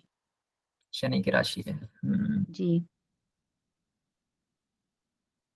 तो ये बनेगा। अ, उसको तो फुलफिल कर रहा है ये रिक्वायरमेंट को कि भाई चंद्रमा से केंद्र में होना चाहिए गुरु। ठीक है, तो उस हिसाब से तो ये बन रहा है। लेकिन कहीं ना इसमें डिफरेंस आ जाता है, फिर ये उतना अच्छा नहीं है, क्योंकि जितने अच्छे हाउसेस में ये बनेगा ना, उतना अच्छा होता है ये। जी जी बिल्कुल, ऐसे आप मतलब पूछोगे किसी रिजल्ट से कम तो हो मिलेगा जाएगा। क्या? हाँ, रिजल्ट उतना नहीं आएगा, पर हाँ सही। तो एग्जिस्ट सर वो करता है। वो कैप्रिकॉर्न में गुरु नीच का होकर के भी बनेगा हाँ, योग? नीच हो गया, नीच हो गया। हाँ बनेगा ना, क्योंकि नीच। इसमें नीच, ऋषियों ने कहीं पर भी नीच उच्च की बात नहीं करी। उन्होंने बोला कि भाई चंद्रमा से केंद्र में गुरु होना चाहिए। लेकिन फिर जब उसको हमने ओके। देखा रियल लाइफ में लगा के, तो हमने देखा कि भाई अगर गुरु नीच का हो जाए, ऐसी सिचुएशन बन जाए, तो फल उतने नहीं दे पाता फिर वो। अच्छा रेट्रो भी है और उसकी डिग्री भी अच्छी है, 17 डिग्री है। लेकिन 6th हाउस में है, शनि की राशि में हाँ ना। 6th हाउस में, और वो है डेबिलेटेड, असल ये है, आपके कर्म के नीच का लिए है। और आपके परिवार के लिए अच्छा हो गया। ठीक है, क्योंकि इसकी 5वीं सही। दृष्टि जाएगी आपके 10वें भाव में, और इसकी 9वीं दृष्टि जाएगी आपके 2nd हाउस में। जी सही। ठीक ठीक है, जी थैंक यू कोशिश सर। करिए अच्छा हो जाएगा, आप सेविंग्स कर पाओगे आप, ठीक है, आपका कर्म, आपका काम चलता रहेगा, गुरु ये कोशिश करेगा कि आपका काम चलता रहे। जी बिल्कुल सही। तो जो खर्च करोगे आप सही जगह पे करोगे, आप ऐसे अननेसेसरी खर्च नहीं करोगे, इन्वेस्टमेंट भी करोगे तो आपको फायदा होगा। सही जी, थैंक यू जी। सर एक क्वेश्चन था हम्म, कि विष योग के लिए भी शिव जी की आराधना कर सकते हैं क्या? बिल्कुल, विष योग में सबसे ज्यादा जरूरी हो जाता है कि आप शिवलिंग पे वो जल चढ़ाएं तिल के साथ। अब जैसे नहीं पॉसिबल है, जैसे कि मैं जहाँ रहती हूँ वहां पे नहीं पॉसिबल है, मैं गल्फ कंट्री में हूँ, तो फिर क्या कर सकते हैं आप कोई पंडित जी हैं आपके जिन्हें जानते हो आप, यहाँ पे? मतलब वैसे ही जान पहचान में कोई इंडिया है, इंडिया में तो है, यहाँ तो कोई भी नहीं है, मतलब उनसे कोई आप कंसल्ट, प्रोफेशनल पंडित जी नहीं है, प्रोफेशनल पंडित जी कोई भी नहीं है यहाँ पे, बाई कास्ट है। अच्छा मैं ये सोच रहा था कि आप कंसल्ट करके ना शिवलिंग मंगवा लेते, कि क्या आप उसको रख सकते हो, क्या उसका विधि विधान है, क्योंकि मेरे को उसमें एक्सपर्ट नहीं हूँ इस पॉइंट पे, लेकिन अगर आप उसको रख पाए वो भी अच्छा है। अदरवाइज आप शिव जी की नॉर्मल भी आराधना करेंगे ना, शिव जी की आप रोज पूजा स्टार्ट कर दें अगर, वो भी आपको जैसे मैं इक्वली मिलेगा। हाँ, जैसे लिंगाष्टम है वो मैं कोशिश करती हूँ, या ओम नमः शिवाय की एक माला करने का कोशिश करती हूँ।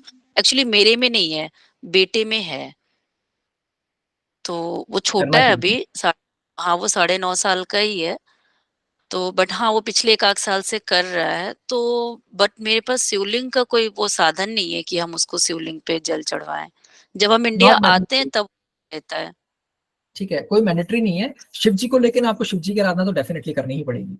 आप चाहे वैसे लगा के सुनते रहो, क्योंकि सबकॉन्शियस माइंड में जाता है वो। अगर आपके घर में प्ले भी हो रहे हैं ना शिव जी की आरतियां, या हाँ। शिव जी के जो भी अष्टकम है, या फिर जो उनके स्तोत्र हैं शिव जी के, अगर वो चलते भी हैं वो भी इक्वली इफेक्ट करता है। उसको मैं क्या याद करा, तो जैसे मैंने उसको लिंगाष्टम याद कराया है, तो वो पढ़ता है उसको रोज। कुछ ऐसा हो जो स्पेसिफिक हमको बच्चे को याद कराना है, अब उन्हें तो क्या उसके करवाओगे आप, आरती वगैरह प्रॉपर करते हैं वो? उसको याद हो जाता है, उसको मतलब उसको रामायण तक याद है, मतलब वो पता नहीं वाओ, डिफरेंट, हाँ वो डिफरेंट काइंड का है, तो उसको सिर्फ बहुत याद अच्छा। करना होता है। हाँ मतलब उसे हिंदी पढ़ने नहीं आती है, बट हाँ उसको आप याद कराओगे तो उसको याद हो जाती है। मेरे के लिए अच्छा होगा फिर उनका। पता नहीं, अब इतना मुझे नहीं मालूम, मैंने तो अभी पिछले 2-3 महीने से शुरू किया एस्ट्रोलॉजी पढ़ना। नंबर के लिए अच्छा होगा, कोई बात नहीं। तो आप हाँ, मुझे एक बार ना वो कीजिएगा, पिंग कीजिएगा व्हाट्सएप पे, मैं आपको बता दूंगा इसका, ठीक है। वैसे ठीक शिव जी का ही रहता है, मेरे को वो देखना पड़ेगा कि स्पेसिफिकली उनके लिए हम क्या दे सकते हैं, ठीक है। वैसे शिव जी ठीक की आराधना अगर किसी भी तरीके से शनि, क्योंकि शनि ना शनि के गुरु हैं शिव जी, वैसे तो शिव जी सबके ही गुरु हैं, हाँ लेकिन शनि हाँ के हाँ गुरु हैं, इसीलिए गुरु, ज्यादा हाँ उसमें दिया जाता है। ठीक है, मैं आपको पिन करूंगी। और विश्व योग का कॉन्सेप्ट ये है कि भाई विश्व योग में चंद्रमा का इन्वॉल्वमेंट आ गया, ठीक है। चंद्रमा को हम रिप्रेजेंट करते हैं दूध से भी, तो इसीलिए दूध का क्या कर रहे हैं हम, दूध चढ़ा रहे हैं ना शिव जी के ऊपर, इसीलिए काले तिल डाल देते हो उसमें जब आप पानी में या दूध में, तो आप शनि और चंद्रमा को मिक्स करके आप शिवलिंग पे अर्पित कर रहे हो, तो जो भी उसके दुष्प्रभाव हैं वो खत्म हो रहे हैं। तो वो उसका कॉन्सेप्ट है। हालांकि शिव जी की पूजा करने से भी आपको इक्वली बेनिफिट मिलेंगे। ओके, ठीक है सर। ठीक है, और तो किसी का सवाल नहीं है? हाँ जी पल्लवी जी। ठीक है सर, मैं तो लिंक जी कर जैसा आप अभी बोल रहे थे ये विष योग का ही, तो इसमें जो विष योग है मेरे बेटे में भी है, दसम दसम घर में है उसके भी बना हुआ, तो फिर प्रॉब्लम तो नहीं आएगी कोई जॉब में स्ट्रेस या देता है विश्व वैसे? क्या करता है ना, विश्व सिर्फ स्ट्रेस देता है, प्रेशर फील कराता है, ऐसा लगता है बहुत प्रेशर है। प्रेशर किसी भी चीज का हो सकता है, पढ़ाई का, जॉब का, है ना। नो, प्रेशर फील करता है ऐसा इंसान। प्रोफेशन के घर में बन रहा है तो फिर प्रोफेशन में भी होगा कि जहाँ ट्रैवलिंग होगी, जहाँ कोई ऐसा कुछ? अब उनका प्रोफेशन क्या है, अगर उनका प्रोफेशन मून से रिलेटेड होता ना तो उनको प्रॉब्लम नहीं आएगी। नहीं अभी तो अभी तो पढ़ रहा है, स्टडी कर रहा है। अच्छा स्टडी कर रहे हैं, ठीक है ठीक है। मैं एक हाँ, बात हाँ, वैसे बता रहा हूँ सबके लिए कि अगर हाँ ऐसा कोई जी, योग बनता है उसमें आप ये भी देख लीजिए कि क्या आप हाँ, उसको जो योग बन रहा है उस योग को यूटिलाइज कर रहे हैं या नहीं, ये भी एक बहुत इंपॉर्टेंट बात है, एडवांस बात है। एक तो ये चीज हो गई, लेकिन विश्व योग में ना जो प्रॉब्लम आती है ना, उसमें प्रॉब्लम ही सारी आती है कि आपको कहीं ना कहीं स्ट्रेस, टेंशन रहना, प्रेशर रहना, चाहे प्रेशर एग्जाम का हो, ठीक है, चाहे जॉब का हो, इंटरव्यू का हो, किसी ना किसी तरीके का प्रेशर बना के रखता है शनि, जब चंद्रमा के साथ युति कर ले, देख ले चंद्रमा को, ठीक है। तो ठीक उनको है। आप लगाइए, शिव जी की पूजा में लगाइए उन्हें डेफिनेटली। तो शिवलिंग डिग्री कितने भी चढ़ाते देख, फिर उनका डिग्री भी देखें कितनी युति बनी हुई है उनकी, हैं? हाँ बिल्कुल, कंजंक्शन। दोनों की डिग्रीज अगर देख लीजिए, जितना क्लोज कंजक्शन होगा उतना ज्यादा प्रभाव होगा। अगर ना हो तो फिर तो थोड़ा कम या प्रभाव होगा, लेकिन प्रभाव तो रहेगा ही ना, ओके घर तो एक ही है। ओके अब एक घर में कोई ओके थर्ड फ्लोर पे है, चाहे एक फर्स्ट फ्लोर पे है, तो है तो एक ही घर में। ओके, ठीक है। थैंक्स। हाँ जी सर संजय मेरा जी। एक क्वेश्चन था कि ये जो आपने त्रिदिशाए भाव बताए थे 3, 6, 8, 10, 11, अगर इनका स्वामी इन्हीं भाव में बैठ जाए तो सर बेटर रिजल्ट देगा या खराब रिजल्ट देगा? अच्छा है, डिपेंड करता है राशि कैसी है। सेम हमारे वही बेसिक सी चीजें कि शत्रु राशि है, खुद की राशि है, क्या है, प्रभाव कैसा है, वो उच्च का है नीच का है, उसकी दृष्टियां कैसी है। लेकिन त्रिशलाय का स्वामी जब त्रिशलाय में हो तो अच्छा है, बुरा नहीं है अगर वो अच्छा कंफर्टेबल है तो। लेकिन वो क्या देता है, त्रिशलाय का मतलब क्या है, त्रिशलाय को खराब क्यों बोला गया? क्योंकि ना वो आपको खराब भी नहीं है, पर आपको ना हर वक्त लगा के रखेगा, रेस्टलेस बनाता है, रेस्टलेस। इंसान बहुत सोचता है अपने बारे में, लगा रहता है करने में चीजों को। ओके, मतलब कॉन्टिन्यूस करता रहेगा हाँ, जी जान लगा देगा, अपने आप को झोंक देगा उन चीजों के लिए। जैसे 11th हाउस है तो प्रॉफिट के लिए झोंक देगा खुद को, कि प्रॉफिट चाहिए, इनकम लेकिन चाहिए, तो मल्टीपल सोर्सेज मिलेगा ऑफ या इनकम। नहीं मिलेगा रिजल्ट? हाँ जी, रिजल्ट मिलेगा या नहीं मिलेगा? अगर वो लगा भी रहता है, मान लो मेहनत कर रहा है, लगा हुआ है, तो उसे रिजल्ट तो मिलता होगा या नहीं मिलता रिजल्ट? रिजल्ट मिलेगा, वो इस बात पे डिपेंड करेगा कि वहाँ पे सपोर्ट कैसा मिल रहा है उसे, बाकी ग्रह कैसे हैं, लगन कैसा है, लगन रिसीव रिसीव करता है ना। हमने ये सीखा कि हमारा लगन जितना स्ट्रांग होगा, हम उतनी चीजों को रिसीव कर पाएंगे। मेरा अगर कोई योग है मेरी कुंडली में, वो मुझे उसका रिजल्ट कितना मिलेगा ये इस पे भी डिपेंड करेगा कि मेरा लगन लगन कितना स्ट्रांग है। लगन की डिग्री देख लो, लगन में कैसे प्लैनेट है वो देख लो, लगनेश को देख लो कहाँ चला गया है। ठीक है, रिजल्ट का ये होता है, कई लोग बहुत मेहनत करते हैं, रिजल्ट नहीं मिलता, उसका कारण यही होता है। ठीक है, सर हाँ जी रेमेडीज मनीषा जी। की हाँ जी, क्लास का, हाँ हाँ बताइए। रेमेडीज की क्लास। करेंगे सर, बिल्कुल। हाँ, ठीक है सर। हाँ जी सर मनीषा। अभी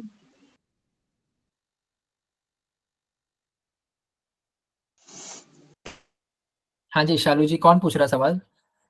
सर वही पूछ रही थी मैं कि अगर ये गुरु और चंद्र की युति हो, 2 लिखा हो लगन में तो भी बनेगा ये?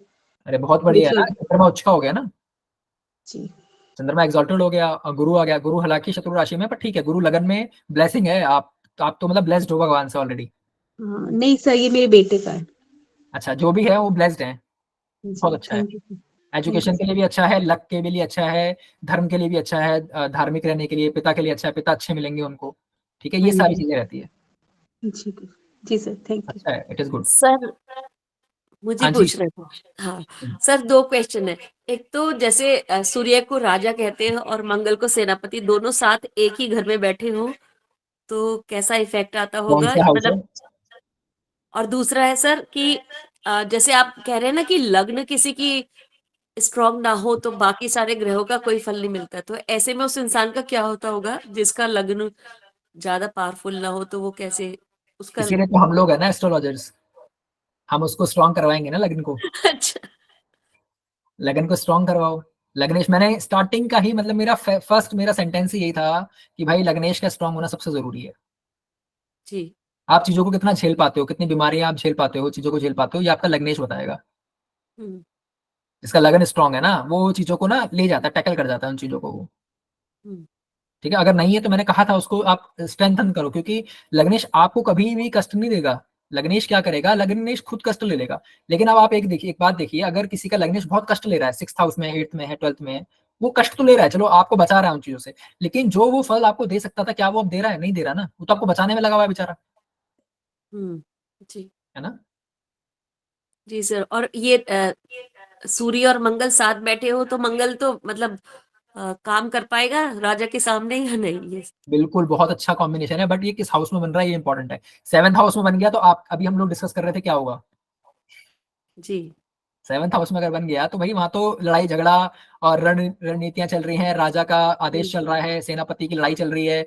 वो क्या करेंगे 7th हाउस में? 7th हाउस तो भाई प्यार मोहब्बत का है ना, पार्टनरशिप का है। वहां पे तुमने इन दोनों को डाल दिया, इन दोनों का मतलब ही नहीं है कोई प्यार हाँ। मोहब्बत से। जी, सेकंड हाउस में हो तो। 2nd हाउस में है तो बढ़िया है, ठीक है। अच्छा। राशि कौन सी है? मिथुन राशि में बैठा हो तो। ठीक है, सही है, तो क्योंकि सर गुरु की ऐसे राशि है। ऐसे नहीं होता कि मतलब वो कुटुंब का स्थान होता है तो मतलब अपने घर वालों से लड़ाइयाँ रहती होंगी ऐसे? ऐसा नहीं होता, पर एक चीज इसमें ये आप चेक कर लेना कि जब उनका बचपन रहा होगा ना, तो क्या जी बचपन के टाइम पे ऐसा इन्वायरमेंट था कि लड़ाई झगड़े वाला, या फिर थोड़ा सा रहता है ना कि भाई आसपास का माहौल ऐसा होना, या परिवार में ऐसा होना, कॉन्फ्लिक्ट जी होना परिवार में। जी। हम और धन छोटे तो वाणी के लिए सर, धन क्योंकि वाणी स्थान भी है ना सेकंड हाउस तो। वाणी दोष हो सकता है। वाणी का भी देखो आप वहां से, वाणी में हो सकता है ऑथोरिटी हो, जब वो बात करे तो ऐसा लगे कि भाई ऑर्डर दे रहा है। ठीक है, मंगल है तो ऐसे बोलेगा, ऐसा लगेगा कि भाई काट रहा है, मतलब भाई आराम से बात कर ले, सामने वाला ऐसा बोलेगा। एग्जैक्टली। सर मैंने एक जगह पढ़ा था कि मंगल यदि सेकंड हाउस में बैठा हो तो वो बुध का प्रभाव देने लगता है, मतलब बुध जैसा प्रभाव देता है। बुध तो अच्छा होता है जैसे वाणी का ही होता है। देखिए सेकंड हाउस में जब भी ना ऐसे प्लैनेट्स आते हैं ना, मंगल हो गया, राहु हो गया, ये ना कहीं वाणी में ना एक तीखापन ले आते हैं। ठीक है, आदमी सूर्य को जाग सकता है। कहीं ना कहीं वो इंसान ऐसे बात करेगा, आपको लगेगा कि यार आराम से बात कर, ऐसे क्यों बोल रहा है, या वो बोल भी नॉर्मल चीज रहा है। ठीक है, जैसे अमित शाह जी है ना हमारे, अमित शाह जी जब बात करते हैं ना तो ऐसा लगता है कि भाई डांट रहे हैं, लेकिन वो डांट जी नहीं रहे वो नॉर्मली बोल रहे हैं। उन्होंने एक वीडियो में बोला भी था कि मेरा ये मैन्युफैक्चरिंग डिफेक्ट है मैं ऐसे ही अच्छा ठीक है, तो वो बोलना भी नहीं चाह रहे, वो अग्रेशन है भी नहीं, लेकिन अग्रेशन है, सामने वाले के लिए अग्रेशन है, उसको लग रहा है कि अग्रेशन अग्रेसिव होकर बोल रहा है ये। लेकिन ये प्रभाव तो है, वाणी में प्रभाव तो आता होगा क्योंकि सेनापति है। जी थैंक यू सर। ओके। हाँ जी, किसी का कोई सवाल है क्या? मून जी सर। सर जी, लग्नेश अगर 11 नंबर में हो 11th हाउस में, यानी कि Leo ascendant, sun with Saturn and Ketu, फिर ये कैसा होता है, ये स्ट्रांग है या नहीं सबसे है? पहली बात, सूर्य जब भी 11वें भाव में जाता है ना, बंदा जी इतना उसके अंदर ईगो रहेगा ना, वो कहता है भाई सही। कि भाई सब कुछ ठीक है, खाना दिन में एक ही बार दो चलेगा, मेरे को ईगो, मेरे को तीनों टाइम चाहिए, रिस्पेक्ट तीनों टाइम चाहिए मेरे को। राइट। और ठीक है, साथ में सैटर्न है कंबस्ट, और केतु भी है। ठीक है। दूसरी बात, ऐसे इंसान के ना काम नहीं रुकते पैसे की वजह से। ठीक है, जैसा लिखा सही। गया शास्त्रों में, क्योंकि सूर्य है, पैसा कहीं ना कहीं से आ जाएगा, कोई काम उन्होंने करने का सोच लिया ना तो वो आ जाएगा। ठीक है, सैटर्न और केतु, अब यहाँ पर ना सैटर्न इज प्रोफेशन, जब अगर हम भृगुनंदी नाड़ी कभी पढ़ेंगे तो उसमें हम देखेंगे कि सैटर्न जो होता है प्रोफेशन होता है। प्रोफेशन किससे जुड़ गया? या तो सरकार से जुड़ा कोई प्रोफेशन हो सकता है, ठीक है, सही। या तो ऑकल्ट से रिलेटेड कोई प्रोफेशन हो सकता है, कि धर्म से रिलेटेड, तंत्र मंत्र से, एस्ट्रोलॉजी से रिलेटेड भी हो सकता है, सही। या उस तरफ उनका रुझान हो सकता है, वो कर सकते हैं वो चीजें। सही, तो ठीक है, मतलब लग्नेश को हम स्ट्रांग मानेंगे वैसे। मेष, हाँ। और राशि, राशि क्या बताई आपने वहां पे? लियो असेंडेंट है, लियो, लियो अच्छा, लगन। अच्छा, तो 3 नंबर राशि आ गई ना, मिथुन। हाँ 3 नंबर। सही है, ठीक है, अच्छा है, अपने मित्र या की राशि। मजीद बल, वैसे आपने कहा है तो जितना भी बल दो, अगर स्ट्रांग है तब भी देते रहना चाहिए लग्नेश बिल्कुल को। देना चाहिए, बिल्कुल। अभी केतु से जो सूर्य और चंद्रमा है ना, वो अस्त तो नहीं जी। होते, लेकिन क्या होता है, उन पर ग्रहण लग जाता है राहु केतु से। यस जी, बिल्कुल सही। तो ग्रहण लगा रहा है ना केतु। जी जी। हाँ, तो अब वो पावर देनी पड़ेगी सूर्य को और ज्यादा। और जो केतु है, केतु का रेमेडी करना पड़ेगा, 11th हाउस में है ना। जी सैटर्न भी आ गया वहां पे, सैटर्न और सन को अच्छा नहीं बोलते, प्रोफेशन वाइज अच्छा है, लेकिन जनरली अगर आप किसी से बात करोगे वो बोलेगा अच्छा नहीं है, लेकिन मैं कहता हूँ प्रोफेशन वाइज अच्छा है, ऐसा इंसान गवर्नमेंट में भी हो सकता है। सही। तो उसमें मतलब क्या रेमेडी या क्या करना हो चाहिए? आप केतु को ठीक कीजिए। केतु को कैसे ठीक करोगे? गणेश जी से ठीक कर सकते हो, गणेश जी की आराधना करके। सही।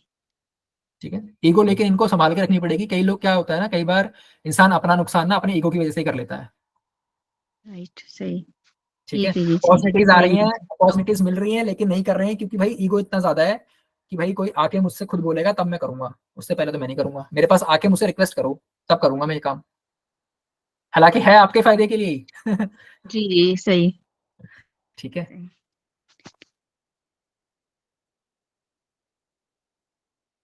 भाई कितने हैंड रेस करोगे? हाँ जी, रूबी मैडम।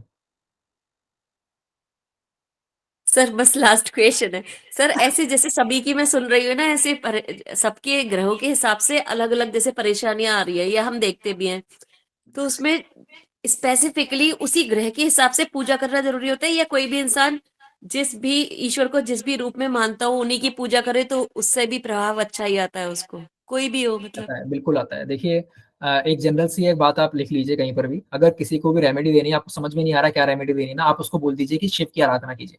मैं आपको एक ये ट्रिक बता रहा हूँ, ठीक है, ट्रिक नहीं है ये, क्योंकि आप अगर आप इसको ना, ये बहुत ही लॉजिकल बात है। मंगल जो है ना, मंगल हनुमान से रिप्रेजेंट होते हैं, हनुमान ना इनका अवतार है शिव जी का, ठीक है। चंद्रमा ना स्वयं शिव के सर पे हैं, जी। ठीक है। सूर्य क्या है, श्री राम है, श्री राम जी ने भी आराधना करी थी शिव की।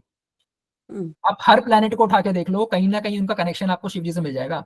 शनि तो उनके खुद शिष्य हैं, राहु कहता है भाई राहु काल हूँ, शिव जी कहता है मैं महाकाल हूँ, ठीक है, काल है ना। हम्म, तो मतलब हर किसी का आपको कनेक्शन मिल जाएगा। शिव जी की जो भी आराधना कर रहा है वो ऑलरेडी कर रहा है। दूसरा होता है देवी की आराधना करना।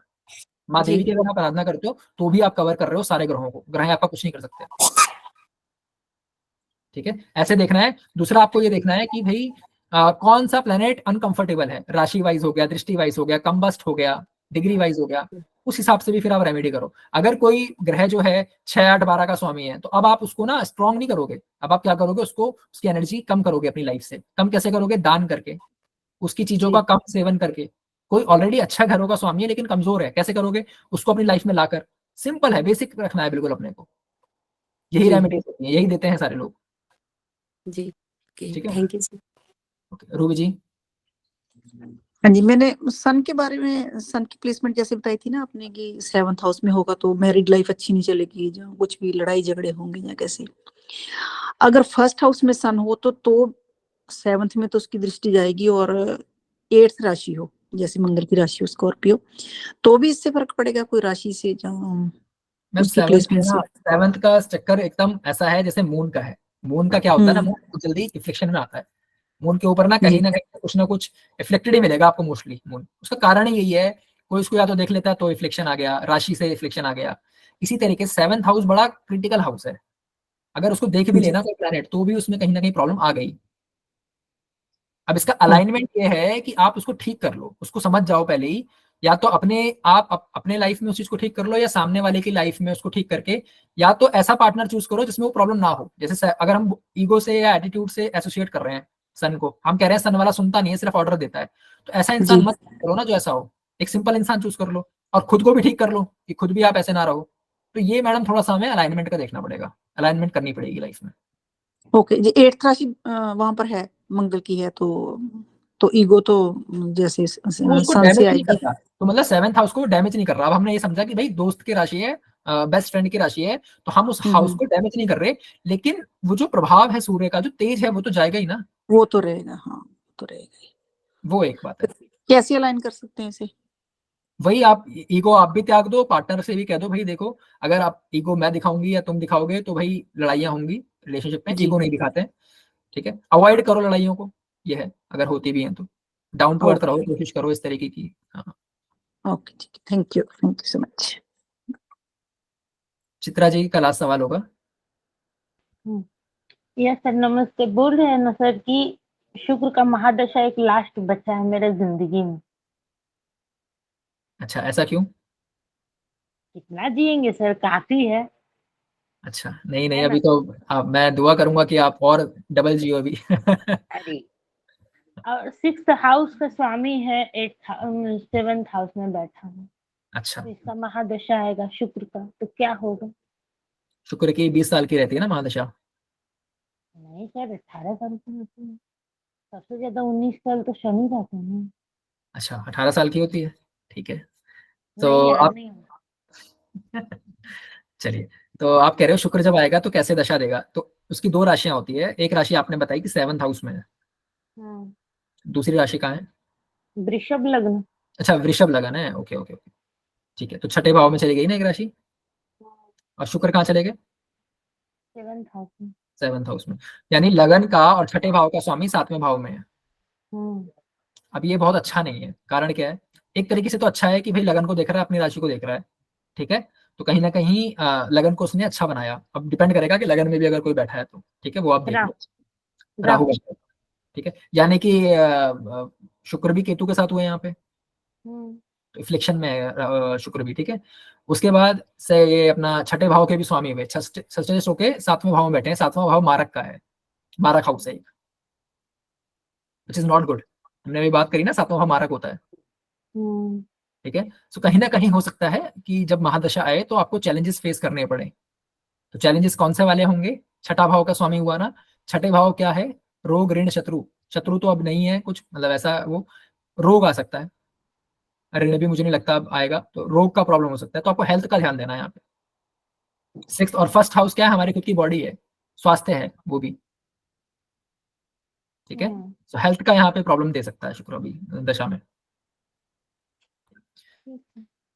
ठीक है। मतलब पूरा लाइफ ऐसे ही स्ट्रगलिंग चला गया, खत्म कहानी। मैं समझ नहीं पा रहा अभी आप कौन से स्टेज पे हो लाइफ के, क्योंकि मैं आपको जानता नहीं तो मुझे पता नहीं है। क्या है वही 35-40 के बीच बीच। अच्छा, तो ठीक है ना, अभी तो क्या इतना उम्र हुआ, ऐसा कुछ नहीं है, मतलब ठीक है।